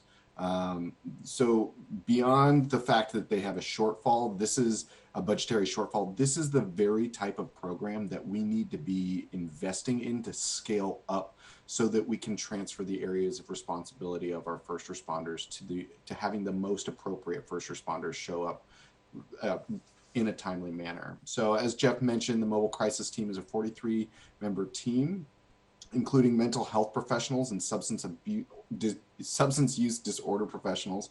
The team currently takes referrals from the Crisis Connections line, designated crisis responders, and first responders, primarily law enforcement. When responding to a referral, the team can refer people to resources they need, whether it's services, shelters, healthcare, or just food or clothing, and will transport individuals to DESC's Crisis Solutions Center when needed. Unfortunately, the team has a budget deficit, as Jeff said, of $750,000 next year, which is expected to lead to layoff of 11 members, about a quarter of the team, more than a quarter of the team. So this $1 million proposal will provide funding to retain those 11 positions, as well as $250,000 to expand the team to meet our growing needs. Finally, and what I find to be one of the most important aspects of this this budgetary action is this proposal includes a request for a report on strategies to decouple law enforcement's role from the program's referral process. And so by adding our city funding to Mobile Crisis Team, we will be able to move forward reporting and strategies to decouple law enforcement's role from the referral process as being a primary referrer. Thank you, colleagues. Thank you, Chair. Thank you, Jeff. Thank you, Councilmember Strauss. Are there any questions? Madam Chair, I'd like to join in support of item number 15. This is Councilmember Juarez. Thank you very much, Councilmember Juarez. We will note you. Appreciate it. I do want to just double check. It looks like the hole in the gap in funding is 750,000. Is the additional 250 you said to expand the program, and there's sufficient capacity to scale up? That's my understanding, yes. You know, when I originally investigated this budget proposal, I wanted to expand the team by 11 people. But when we realized that there is already a budget deficit, we wanted to make sure that that deficit was covered and save a little bit of money to make sure that we can expand it as we are able to. Thank you so much. And the 250K again would allow for how many additional team members? Do we know? Jeff, could you help me out with that one? Sure, you were correct in your description, Councilmember Strauss. It's expected to be 3 or 4 additional members of the team. Wonderful. Thank you very much. Great summary, appreciate it. Councilmember Strauss, I don't see any questions on this one. We do see a number of hands, so let me summarize those for you. Councilmember Strauss is now joined by Councilmember Herbold, Juarez, Sawant, Juarez, and Lewis, and Council President Gonzalez. Just give us a quick second so we can visually reflect that. And Councilmember Strauss, thank you very much for all of your work on this. Look forward to talking more about it. Let's talk about the next one. Our next item, number 16 on the agenda, is CBA HOM 8A1. This was proposed by Councilmember Sawant. This would add $12 million in general fund to the Human Services Department's budget in order to increase tiny home villages. As we discussed previously in committee, there are 2 tiers to this expansion. The $11.2 million of this expansion would support what are the common model that is already supported at HSD for tiny home villages, where there is a homelessness services agency that operates as the manager for the agency, or sorry, for the tiny home village, and provides case management services and the other types of supports, utilities, food, things like that, hygiene services. And then a second component of this would be $800,000 for self-managed encampments that are not managed by some type of homelessness services agency, but are only managed by the encampment residents. So there would not be a role for an outside agency in providing the hygiene trailer or the food supports, things like that. That total is $800,000. And the primary sponsor on this is Councilmember Sawant. Excellent. Thank you, Councilmember Sawant. Please go ahead. Thank you. This budget amendment would essentially double the number of tiny house villages in Seattle. It would add $11.2 million to establish 8 new managed tiny house villages, like the highly successful villages operated by Lehigh. And as Jeff correctly indicated, it also includes an additional $800,000 to support authorized democratically self-managed encampments, like those operated by the residents of Nicholsville and Sharonville. And I wanted to thank Council Members Morales and Lewis for being part of this. As I raised in the Budget Committee a couple of weeks ago when the Human Services Department was presenting about their 2021 budget, tiny house villages have been the homeless services that have had by far the most impact. There is simply overwhelming evidence. We have heard from hundreds of homeless people over the past few years about how tiny house villages have been, without exaggeration, a lifesaver. There's been no other homeless service that has had anything like the level of support from the actual people who have experienced homelessness and then experienced being in a tiny house and wherever funding for affordable housing has been available, transitioning from the tiny house into permanent affordable housing. In addition, at the recent People's Budget Town Hall, we heard from many residents how tiny house villages have been quite effective in helping keep COVID infections at bay. The first step in Seattle's Race and Social Justice Initiative is to talk to the people who are actually facing homelessness to learn what is needed. And if that method was really used for homeless services in Seattle, then we would have had hundreds of tiny houses already available for anyone who needed them. But that's the principle behind the Race and Social Justice Initiative. Talk to the people who are facing the impacts of whatever injustice or oppression we're talking about. So by that measure, tiny house villages should have tremendous support. Tiny houses are safe, warm, and secure. They have electricity to charge your phone and a locked door, providing the peace of mind, privacy, security, that you will not be attacked or robbed in the night. Self-managed villages also help people overcome the crushing isolation and alienation of living on the streets. There's simply no excuse for a city with the staggering wealth that exists in Seattle to fail to provide real housing for everyone. But as long as there is a homelessness crisis, there should also be tiny houses available for whoever needs them, so that they don't have to go through the dehumanizing and dangerous experience of living unsheltered. My office has discussed with Lehigh, and they are confident they could open 8 new villages next year if the city provided the funding, and they've already identified locations for 6 of them. And my office has also talked to Sharonville and Nicholsville, and they have authorized villages that receive no support from the city and that could be really transformed by electricity, tiny houses, garbage service, and hygiene trailers. So the $800,000 will be put to very good use and will transform people's lives in those villages. Every time Seattle opens tiny house villages, people immediately move off the streets to fill them. And in fact, we've heard from the service providers that they are, the requests for tiny homes far outpaces what's available right now. So if the council passes this budget amendment, it will provide funding to open at least 300 new tiny houses, allowing around 500 people to get off the streets, out from under highways, out of parks, and into warm and safe tiny houses. There are several budget amendments today to fund social workers to do outreach to homeless people in our communities. But talk to any outreach worker and they will tell you that the most important thing they need to support their homeless clients is places for them to go. They will tell you that if there are tiny houses available, people accept them. So I hope council members will support it. And once again, thank you to council members Lewis and Morales. Thank you very much, Councilmember Sawant. Councilmember Lewis, question or comment? Just a quick comment. I totally agree with everything Councilmember Sawant said in setting this up, and it's been good to collaborate with her office on this priority. There's a very common sort of trope of people who are critical of a compassionate approach to addressing the homelessness crisis, that people who are living on shelter don't want help, that there's plenty of shelter available, and that the only issue is that they don't want to go. And that is just manifestly not true. And I know all of us here know that's not true.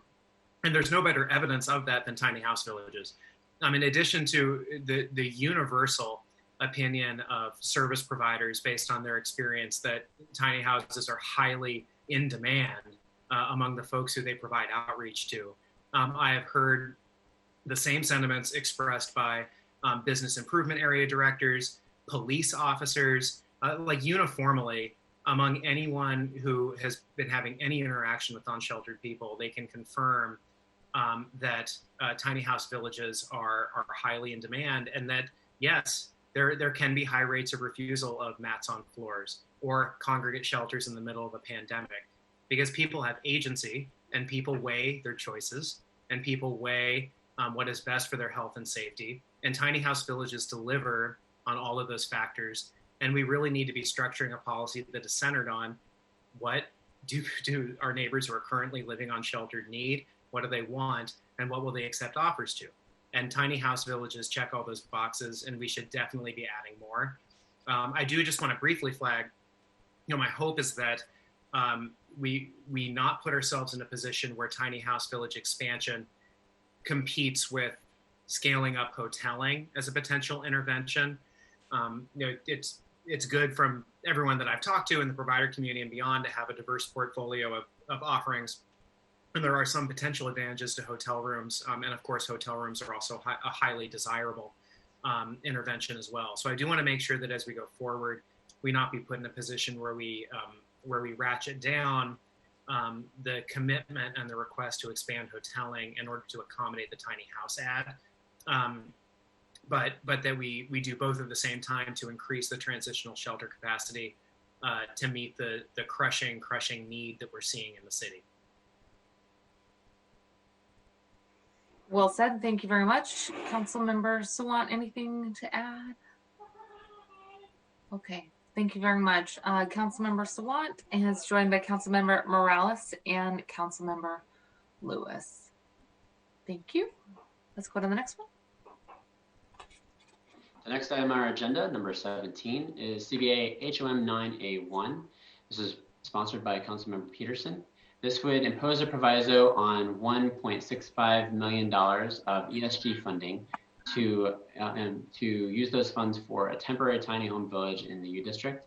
For some context here, the proposed 2021 proposed budget has, in addition to the resources in 2020 that are ESG funds, there's also $23.485 million in ESG funds utilized for either hotel rooms that would be leased to provide non-congregate shelter, an expansion briefly of rapid rehousing services, and also a small expansion of diversion services. So this would impose a portion of those funds to utilize elsewhere. I'm also aware that the sponsor's office has identified and learned a little bit more about the site, and I believe that there are some revisions to the estimated total cost here. And with that, I'll turn, the primary sponsor is Councilmember Peterson. Excellent. Councilmember Peterson. Thank you, Chair Mosqueda, and to my initial co-sponsors, and thanks to Jeff Sims on our City Council Central staff here, who's been working with our office on these details to make this tiny home village a reality. This council budget action would set aside funds within the proposed 2021 budget necessary to set up and operate with case management a potential new tiny home village in Northeast Seattle of 35 to 40 units, specifically in the University District, which has great access to transit. Given the COVID-19 pandemic and the ongoing homelessness crisis, I agree that well-organized tiny house villages can be cost-effective as an intervention when combined with case management and performance-based contract with HSD. We've seen a sharp rise in encampments in District 4 and have now done the legwork on finding an actual suitable site, a short-term location for a tiny house village. This budget would enable us to expeditiously address this urgent need of finding shelter with case management. Based on further research, as Jeff alluded to, we believe that this amount of 1.65 could come down by at least $150,000 based on the condition of the site, which is in good condition to start up right away. Thank you. Thank you very much. And I also will note that Councilmember Juarez has indicated support as well. I see Councilmember Lewis and then Councilmember Herbold. Thank you, Madam Chair. I want to really thank Councilmember Peterson for his extremely energetic advocacy of this and also his responsiveness to some of my questions last week, specifically around possible cost savings due to the state of the site as a site that I was familiar with and that I knew had been supporting temporary buildings for a while through Sound Transit and the possibility that could save money. And I appreciate the diligence in following up on that and coming back this week and demonstrating that yes, due to this site, there are some savings where we can stretch those limited ESG dollars a little bit more. And just really appreciate that.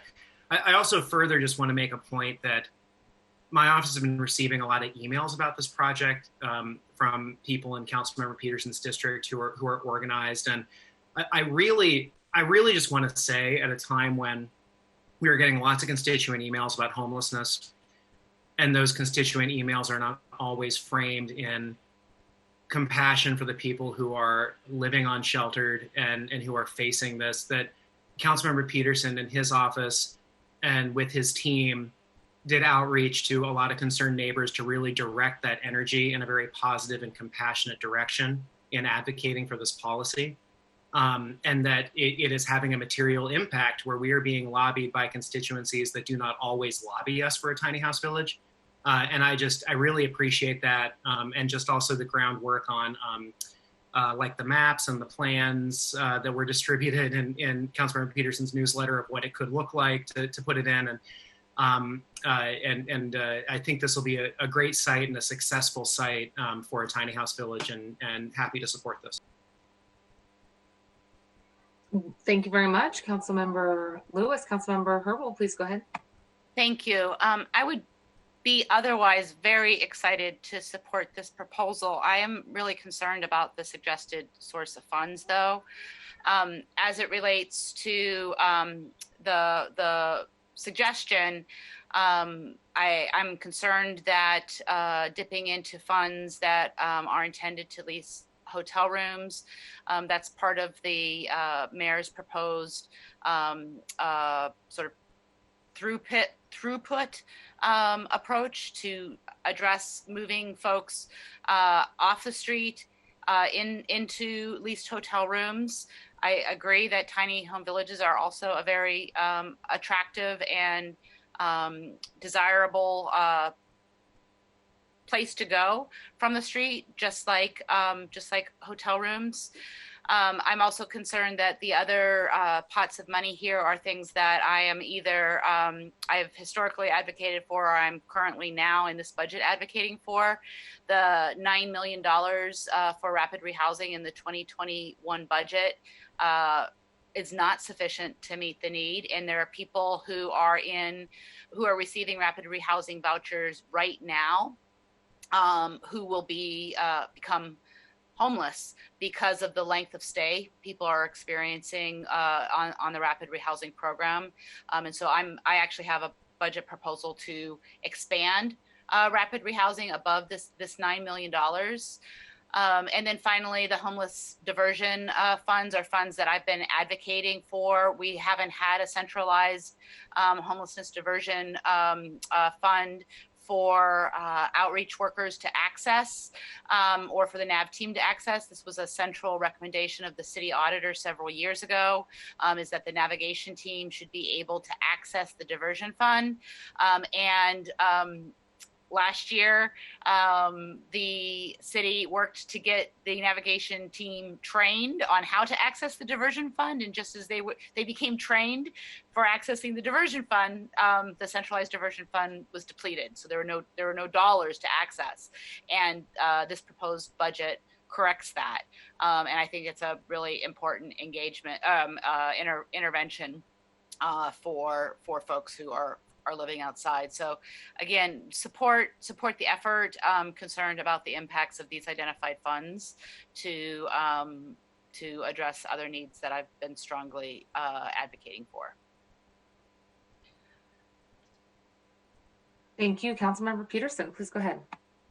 Thank you, Chair Mosqueda. Thank you, Councilmember Herbold. So in addition to looking at the cost side of things for this particular tiny home village and reducing the cost down to about 1.5 million, I believe, Jeff, I don't know if you're prepared to talk about your calculations on the providing of the 300 hotel rooms and where there might be some differences in numbers there that might be, there might be more funds available or less cost. I'm happy to go into that. Obviously, this would be at the discretion of the budget chair as the balancing package is put together. But I have gone through and looked at the estimated costs that the executive provided, both for activities at the end of 2020 using ESG funds and the 2021 resources in the allocation. So first I want to look at the executive has provided the cost of an enhanced shelter and utilizing hotel rooms and leasing those hotel rooms in order to be a non-congregate shelter. And just looking at those costs and projecting them out over the time frame that we were told and the number of units, there seems to be about a $365,000 padding in the amount that is provided by the executive compared to what they said our calculation approach should be. That primarily comes from the resources provided that would be used the first couple months of this. So it's actually money that the executive has said we'll begin using this in 2020 and then carry anything that's unspent into 2021. That's $3 million, even though it looks like it's more likely that would only cost around $2.6 million. And then I'd also note that at this point in time, we haven't seen the budget proposed beginning the use of these hotel rooms on November 1st. So in 2 days' time, and to my knowledge, at this point, we neither have a provider that could be operating these hotel rooms. I believe an RFQ, if not already posted, is being distributed at this point. But it seems unlikely that the executive will be able to begin the operation of these by November 1st, which, as council members are aware, is quite earlier than we would be providing these funds through legislation. And then finally, the third place that I've been double checking the executive's analysis, again, used numbers that they provided based on the 125 new shelter beds that they hope to provide.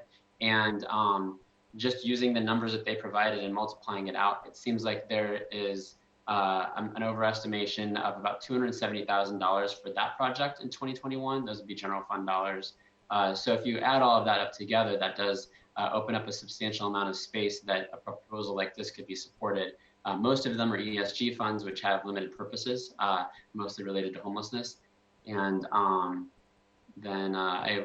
as Councilmember Peterson noted, we've also done some revisions to the actual cost. And the site, for example, that has been proposed, because it's a sound transit site, it's already been graded. It already has a fence. The utility stubs are still in place. So all of those will substantially reduce the startup cost. So we are still working to refine the final number there, but I think it would certainly be less than what is displayed in this budget action. So thank you, Jeff, for that. I want to thank my staff, Kara Valle, as well, for her hard work on this. So we're trying to make it work. We're trying to make this site a reality. I know we talk a lot about tiny home villages. There's some good ones that are up and running. We want to do more, and just trying to make this one a reality. So we're trying to shave costs, trying to find additional funds, and I think we can make it work. Okay, thank you very much. Council members, are there additional follow-up questions? Councilmember Herbold, please go ahead. Thanks. Make sure I'm off of mute. Yes, I am. So yes, I hope we can make it work too. And I heard Jeff speak to what sounded like it's possible to do all the things that we want to do with this sum of dollars. It sounds like the hoteling strategy could still move forward. It may just cost less. Are we also saying that we are not going to need to touch the rapid rehousing dollars nor the diversion dollars? I have reviewed the estimates and the calculation approach that the executive provided for both rapid rehousing and diversion, and I didn't find any overestimation of cost there for that. With both of those, I would note that those vary a great deal. So what you talked about is the average cost to serve a household. And as you noted, council member, cost for rent and the ability for families to move. I have also heard that there are a requirement for having longer periods of service or stay in our rapid rehousing programs. So there's differences there. But I think to your direct question, no, that I didn't list anything that would be reducing the amount proposed by the executive, either for the rapid rehousing or the diversion expansions. Okay, thank you. Please add my name as a sponsor. Thank you. Mm-hmm. Thank you very much. Council members, additional questions or comments? Okay. I found this conversation very helpful. I have additional questions about some upcoming items that I have my name on. So Jeff, we may need your expertise as we think about how these funding sources interweave. But Councilmember Peterson, really appreciate your comments and your ongoing support for this type of non-congregate shelter option. Looks like there's a handful of hands that got added. So let me go ahead and read those. Councilmember Peterson is joined by council members Herbold, Sawant, Juarez, Strauss, Lewis, and Council President Gonzalez. Thank you very much. Let's go on to the next one. Item number 18 on the agenda is CBA HOM 10A1. This is put forward by Councilmember Sawant. I'm sorry. Yes, Councilmember Sawant. This would provide $655,000 in general fund to support 24-hour operations at basic shelters. For some context for council members, some of this I provided previously. During the pandemic, a lot of the programs that would be targeted with these funds operate in facilities that are faith-based institutions, and because of the pandemic, they were not utilizing spaces that they otherwise in the evenings allow basic shelters to exist in. And so over the course of the year, funds were provided to these organizations, especially ShareWheel, or primarily ShareWheel, to increase the hours of operation so that instead of having people stay not on the floor just overnight, they are permitted to stay in these locations all day long. And this proposal would both annualize that amount. Last year, it was approximately, I don't have readily here it is, $265,000 is what was provided last year between the county and the city to support those 24-hour services. Annualizing that would be about $353,000. And then after some consultation with the providers also noted some other costs where they're hoping to address a variety of changes, such as their normal staff wages increases, health benefits for the staff, adding 2 more part-time employees, and making some changes to their food and meal offerings, as well as some assumptions about increased maintenance that they may have to incur or increased utility costs due to utilizing these facilities for a longer period. So the total cost there for this CBA is $655,000. And as I mentioned, the primary sponsor is Councilmember Sawant. Thank you, Councilmember Sawant. Thank you, and thank you, Jeff, for that description, and thanks to Councilmembers Herbold and Morales and President Gonzalez for their support. This budget action would add, as was mentioned, $655,000 to the Human Services Department to contract with nonprofit organizations such as Share and Wheel to maintain 24-hour operations of basic shelters. Share and Wheel operates self-managed basic shelters in Seattle. Basic shelters are the shelters that do not have many of the services provided in enhanced shelters, but because there isn't enough shelter space overall, I think we need to protect every shelter bed possible. Also, the fact that the Share Wheel shelter are self-managed allows them to build a community in a way that other shelters, even enhanced shelters, often cannot. This year, the basic shelters that Share and Wheel operate were provided extra funding, as was mentioned, to allow them to provide 24-hour service instead of just being overnight. And we heard testimonials as to how it makes a difference. And we heard that directly from the people who have availed of these services and how much difference it makes for them to have a 24-hour service.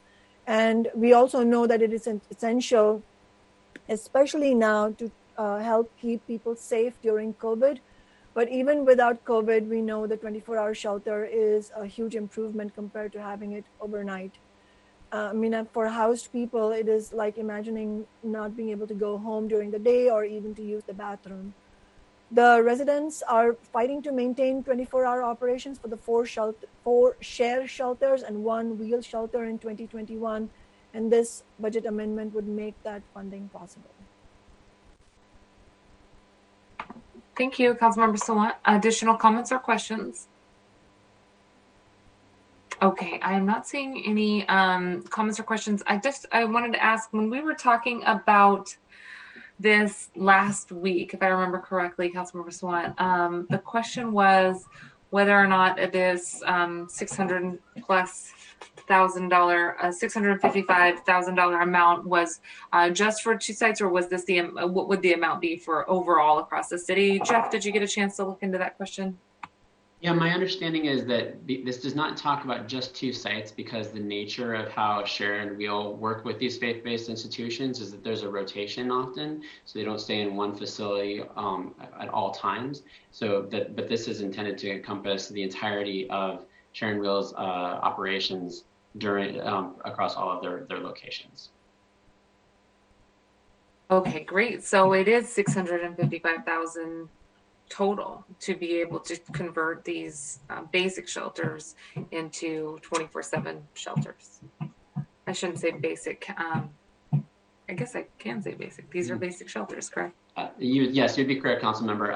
These would still be what we call basic shelters because we would not be adding the type of services that we then refer to as an enhanced shelter. And a lot of that is, as Councilmember Sawant noted, due to the space limitations that these shelters operate in. So this would allow the presence of people for a 24-hour period. However, it would not move these from being basic shelters and start providing the case management and other types of services that become an enhanced shelter. Great. Thank you very much for following up on that question. Anything else, Councilmember Sawant? No, just thanks to Jeff for the thorough responses. Great, thank you. Okay, Councilmember Sawant is joined by Council President Gonzalez, Councilmember Morales, and Councilmember Herbold. Excellent, let's move on. Our next item, number 19 on the agenda, is CBA HOM 11A1. This adds $1 million and a little bit more than $1 million, general fund and one-time funding to HSD to continue the operation in City Hall of basic shelter beds.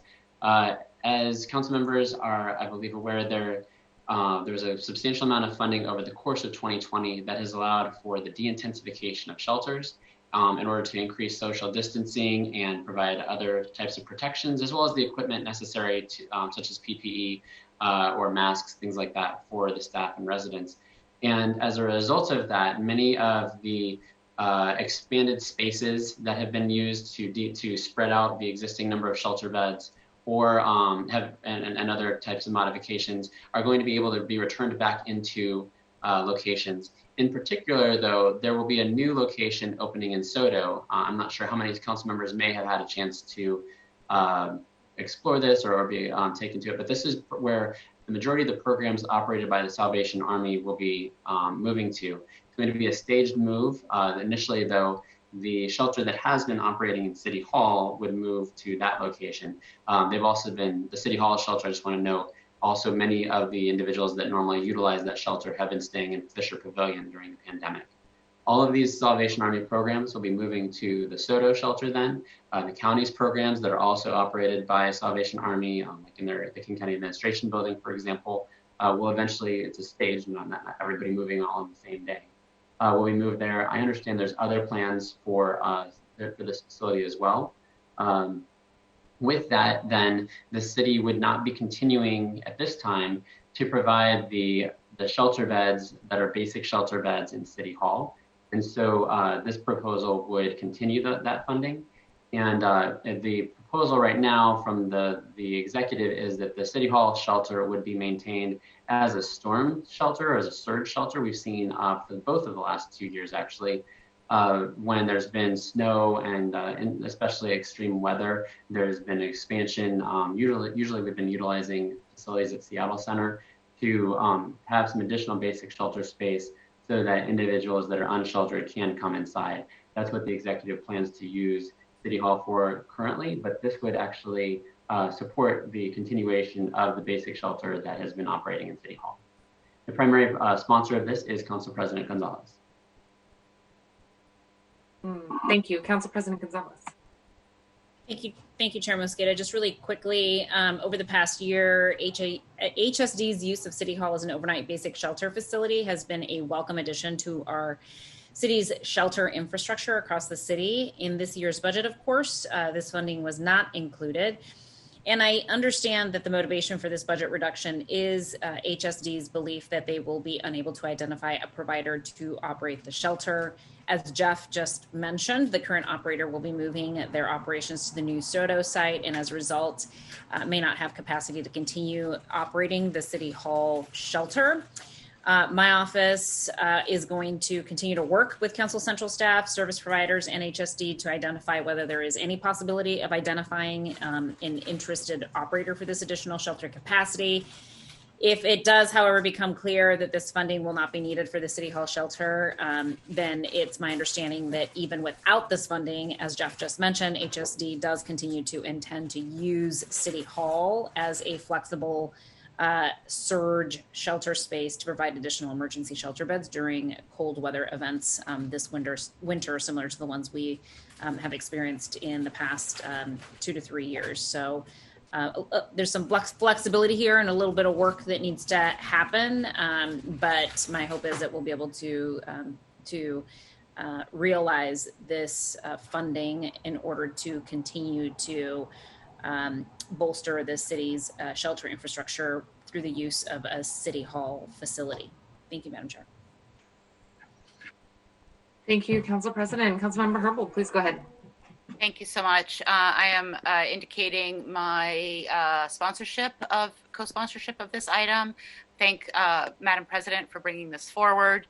There's been a shelter operating in City Hall in this City Hall since it opened in 2001. The intent when it was first built was not to include the City Hall or the shelter that was actually in the previous City Hall. And I remember there was a campaign led by advocates called Behind the Red Doors. And that was the campaign to open up the area behind the red doors at City Hall to allow the shelter at City Hall that had been in the previous building to continue in 2001 in this particular new City Hall. So I think it's a really important statement about the city's commitment to use its own resources and facilities to support folks who are living unsheltered. And again,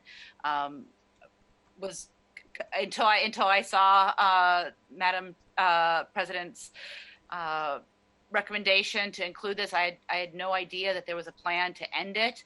And again, this is a commitment that goes longer than 20 years to provide this service in our city's building that is sort of our civic home. So thank you so much for doing that. Thank you very much. I do want to ask a quick question on this. I just want to double check. Was there any caveats included here? I didn't see it in the summary about opening this back up when COVID conditions improve, or is this just making sure that the funding is there for the full calendar year? Jeff? My President, go ahead. My belief is that it's for the full calendar year. The City Hall space is an interesting space. So the shelter used to be primarily located downstairs behind the red wall, as Councilmember Herbold just reminded us of that historical perspective. There was at some point an expansion of the operations to allow for mats to be placed on the I guess first floor, the main floor, which is much more spread out. So I think there's an opportunity here to look at how the City Hall shelter beds could be structured in a way to have appropriate social distancing and further contribute to the city's de-densification strategies as it relates to congregate shelter. And that may frankly require a little bit more resources. So happy to take a further look at that question and would ask for Jeff's support in making sure that we track that particular issue as you have highlighted it. Thank you. Thank you very much. Additional comments or questions? Okay, wonderful, colleagues. I see a number of folks who have signed on. So Council President Gonzalez is now joined by Council Members Herbold, Morales, Sawant, Peterson, and Lewis. Okay, let's go to the next one. Item number 20 on our agenda is HOM 1281. This would impose a proviso on $2.5 million of emergency solutions grant funding, one-time funding, and HSD to acquire a facility or emergency shelter for housing. This is put forward by Councilmember Lewis.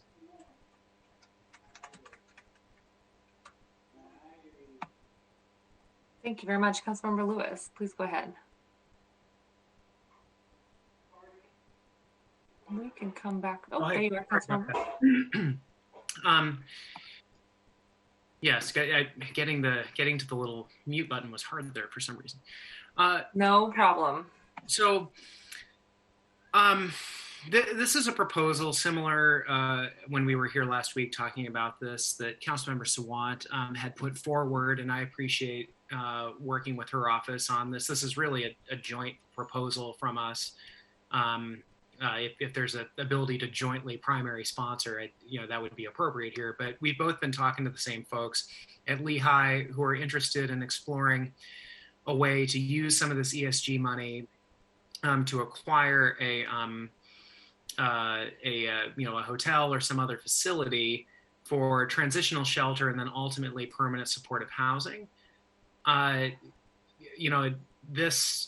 It's something that I think could be a really interesting arrangement in the context of our hoteling ambitions that are in this budget to potentially squeeze more value out of a third of those units. If, for example, we help to provide or acquire a 100-unit hotel and then entered into a more favorable lease, but that is sort of dependent on maybe talking to HSD and the executive side about how some kind of arrangement like that might impact their plan next year. So, I would think that it could be a way to take full advantage of this temporary money to create a permanent resource designed around expanding our shelter capacity with high quality, highly desirable units.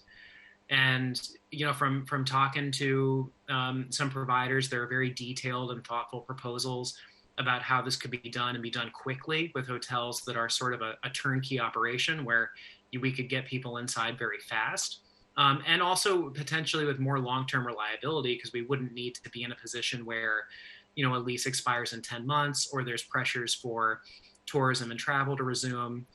And essentially, for all intents and purposes, they become part of our broader system of transitional shelter. And then ultimately, with some improvements around kitchenettes or whatever, permanent supportive housing, if there's other things that is needed for the code.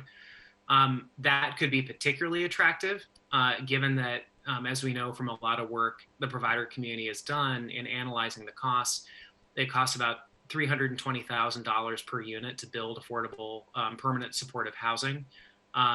Some of these proposals I've seen from providers could be $170,000 per unit in terms of the cost of acquiring hotels and then retrofitting them.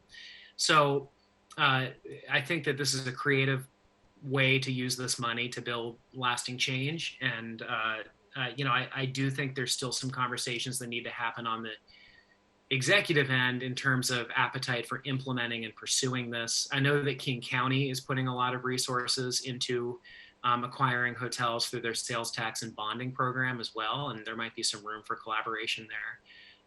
But in the meantime, there are providers out there who are interested in engaging in this kind of partnership, and I think it's something we should provide the opportunity for them and the executive to pursue.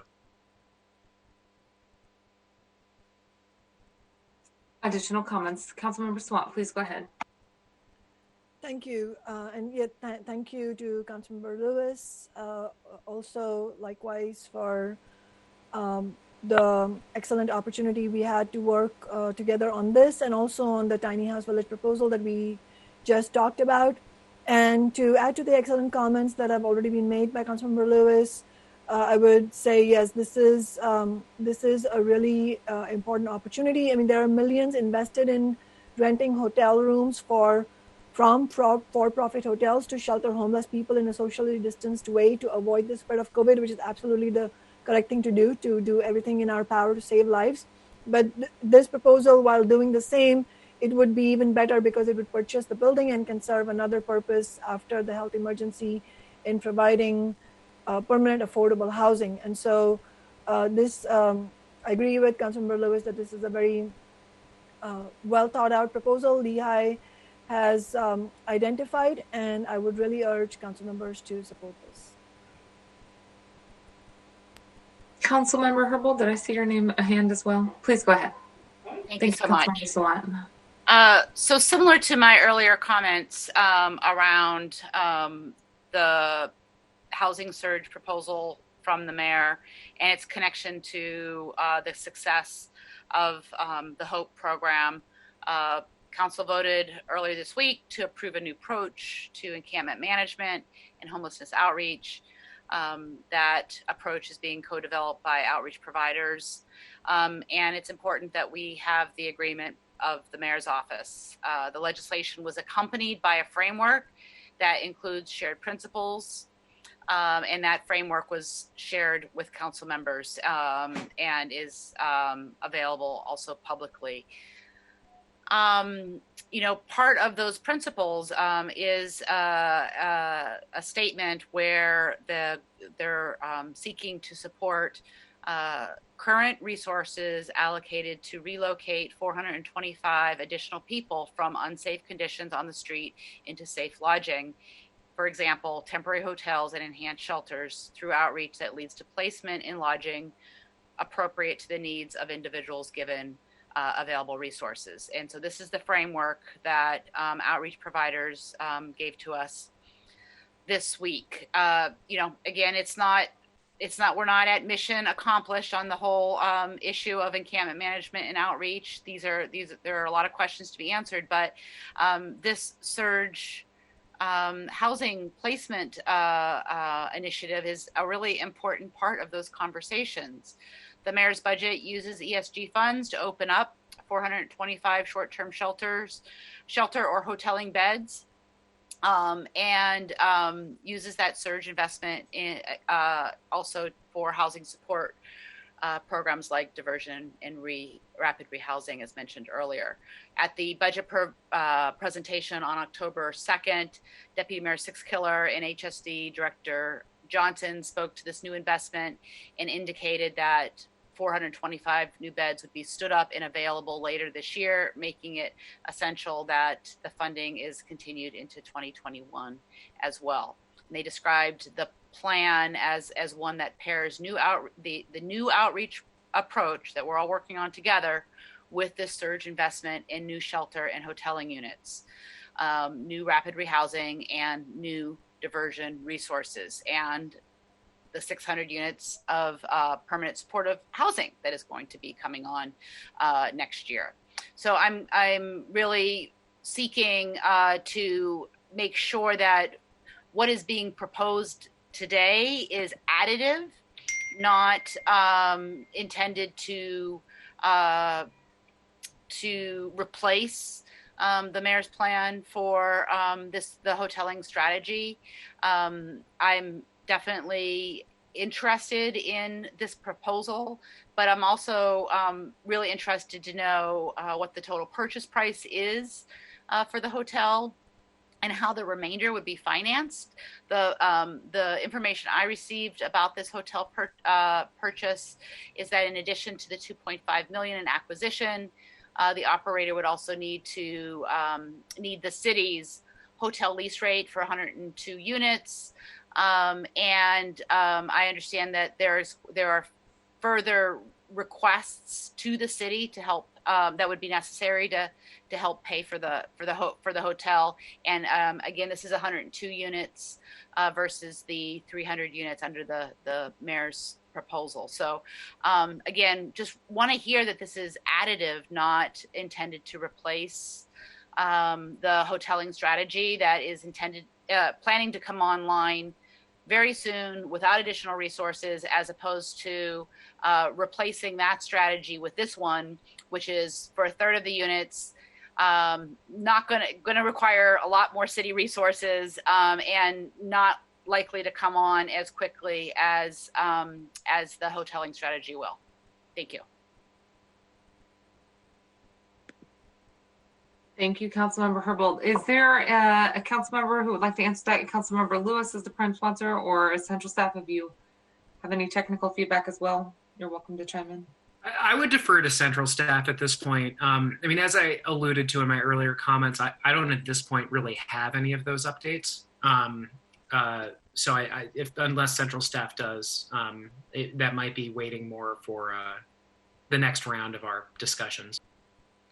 I can provide some additional detail here. So the $2.5 million is proposed to be placed under proviso in this CBA is the maximum allowable under federal regulation. Typically, we're not able to use ESG dollars for the acquisition of a facility at all. There's only special rules with the COVID amounts that allow us to spend up to $2.5 million. That's why that number was chosen here. $2.5 million would not be adequate to purchase or renovate the facility. I won't speculate on the exact dollar amount, but I have heard numbers that are substantially higher than that. And it seems incredibly unlikely this would provide that. To Councilmember Herbold's question, there would necessarily then need to be some type of trade-off if these funds were taken to acquire a hotel that was not also the hotel that is then leased by the city. They have to, I don't know the details of what it sounds like is a Lehigh proposal, but if we're talking about two different locations, then yes, we would be talking about a reduction in funding for those 300 units that would be leased hotel rooms along with their services that are intended to be stood up this year. Then there's you referred to, Councilmember Herbold, the total number of 425 beds.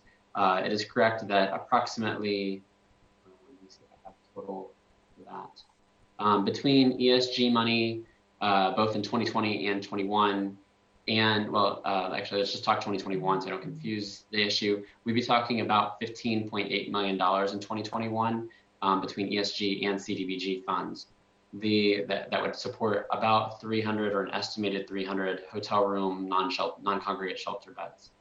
An additional 125 units to get to the 425 total are actually the intended acquisition of some facility. I don't have the details of that. It's not a proposal that HSD would not be acquiring the facility, though I understand that a variety of locations are under consideration.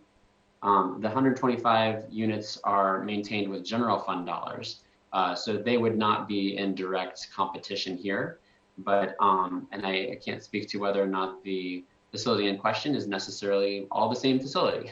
But there's likely some impacts on the ability to support 300 hotel rooms that would be leased if $2.5 million of these funds were provided. Okay, Jeff, I am thinking some sort of flow chart might be helpful after the last two conversations. I just was noting for my team, I think I need to go back and listen to the last half hour in a little bit more detail. So if others are having similar questions or if it's all clear to you, that's great. But if there's some visual that might be able to accompany this conversation, that would be helpful. Councilmember Herbold? Yeah, I just want to again say that our vote on Monday included a framework, and that was a framework given to us by providers. And in that framework, this hoteling strategy the mayor's proposed hoteling strategy is included. So I just don't want an effort here to contradict our support of that framework earlier this week. Thank you. Thank you. Important point, duly noted. I see Ally on screen, and I'm going to go to Councilmember Sawant after that in case Ally has some technical feedback as well. Thank you, Chair Mosqueda. I just wanted to sort of clarify one point that Jeff made, or sort of focus more on it, that this is sort of a question of trade-offs. I think if $2.5 million of the ESG funds are used to acquire a facility, you could think about it either as meaning the funds from ESG that were meant to support the 300 hotel rooms would either be supported for a shorter amount of time, so 300 rooms for not 10 months, but 6 months until the new hotel is online.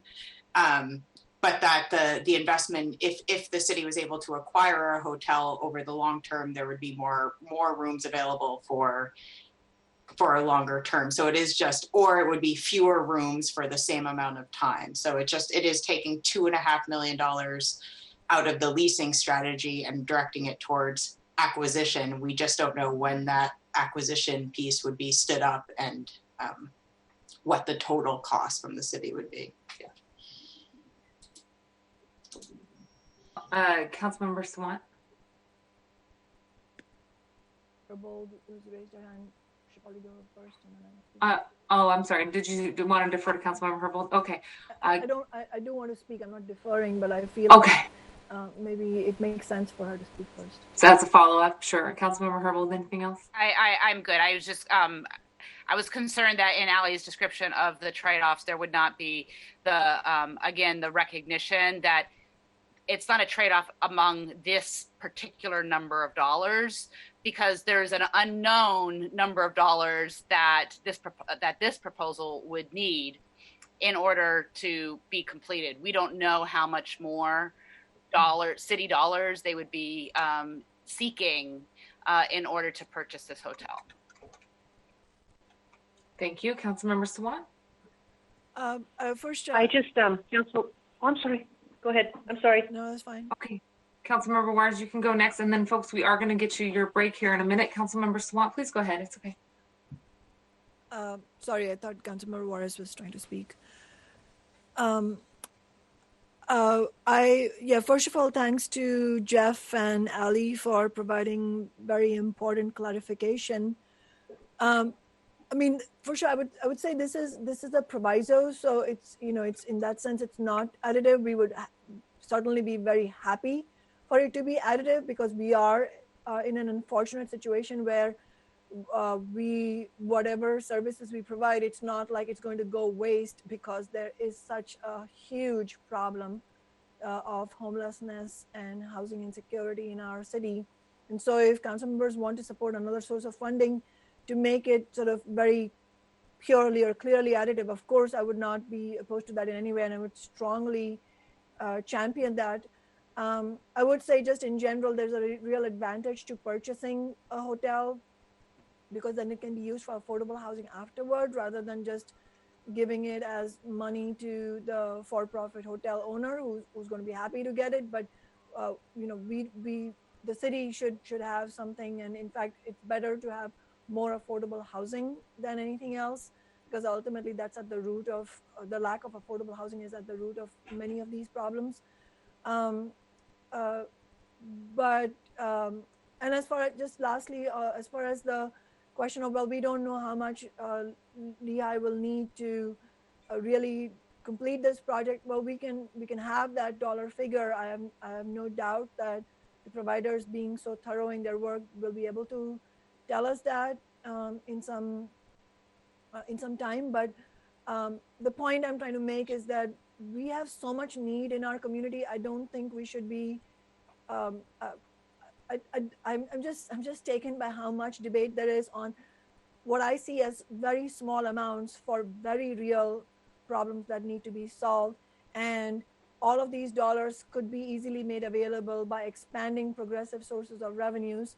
And that's what the city council should be doing. Thank you. Thank you very much.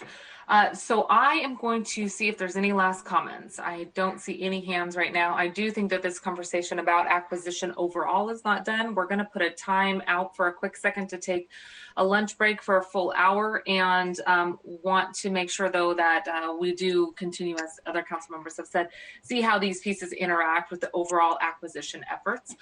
So we'll pick up again on an acquisition-related topic, and when we come back from our break. Councilmember Juarez has let me know that her questions were answered and sentiments were stated already. So we're going to go ahead and summarize this item. Councilmember Lewis was joined by Councilmembers Morales, Strauss, and Sawant. Thank you very much for that discussion, folks. And we'll come back. We will be on item HOM 013A 001, and we'll see you at 2:05. Oh, Councilmember Sawant, did you have something for the good of the order? Yes, I'm sorry, but unfortunately, I have an unavoidable conflict starting at roughly 3 o'clock. So, and I believe I have one more item from my office, which is the very last item on today's agenda. So if, with your indulgence, if we could take it before I have to leave, I would appreciate that. I will work with you on that. Thank you very much. The meeting is in recess. We'll see you at 2:05 p.m. Have a good lunch break.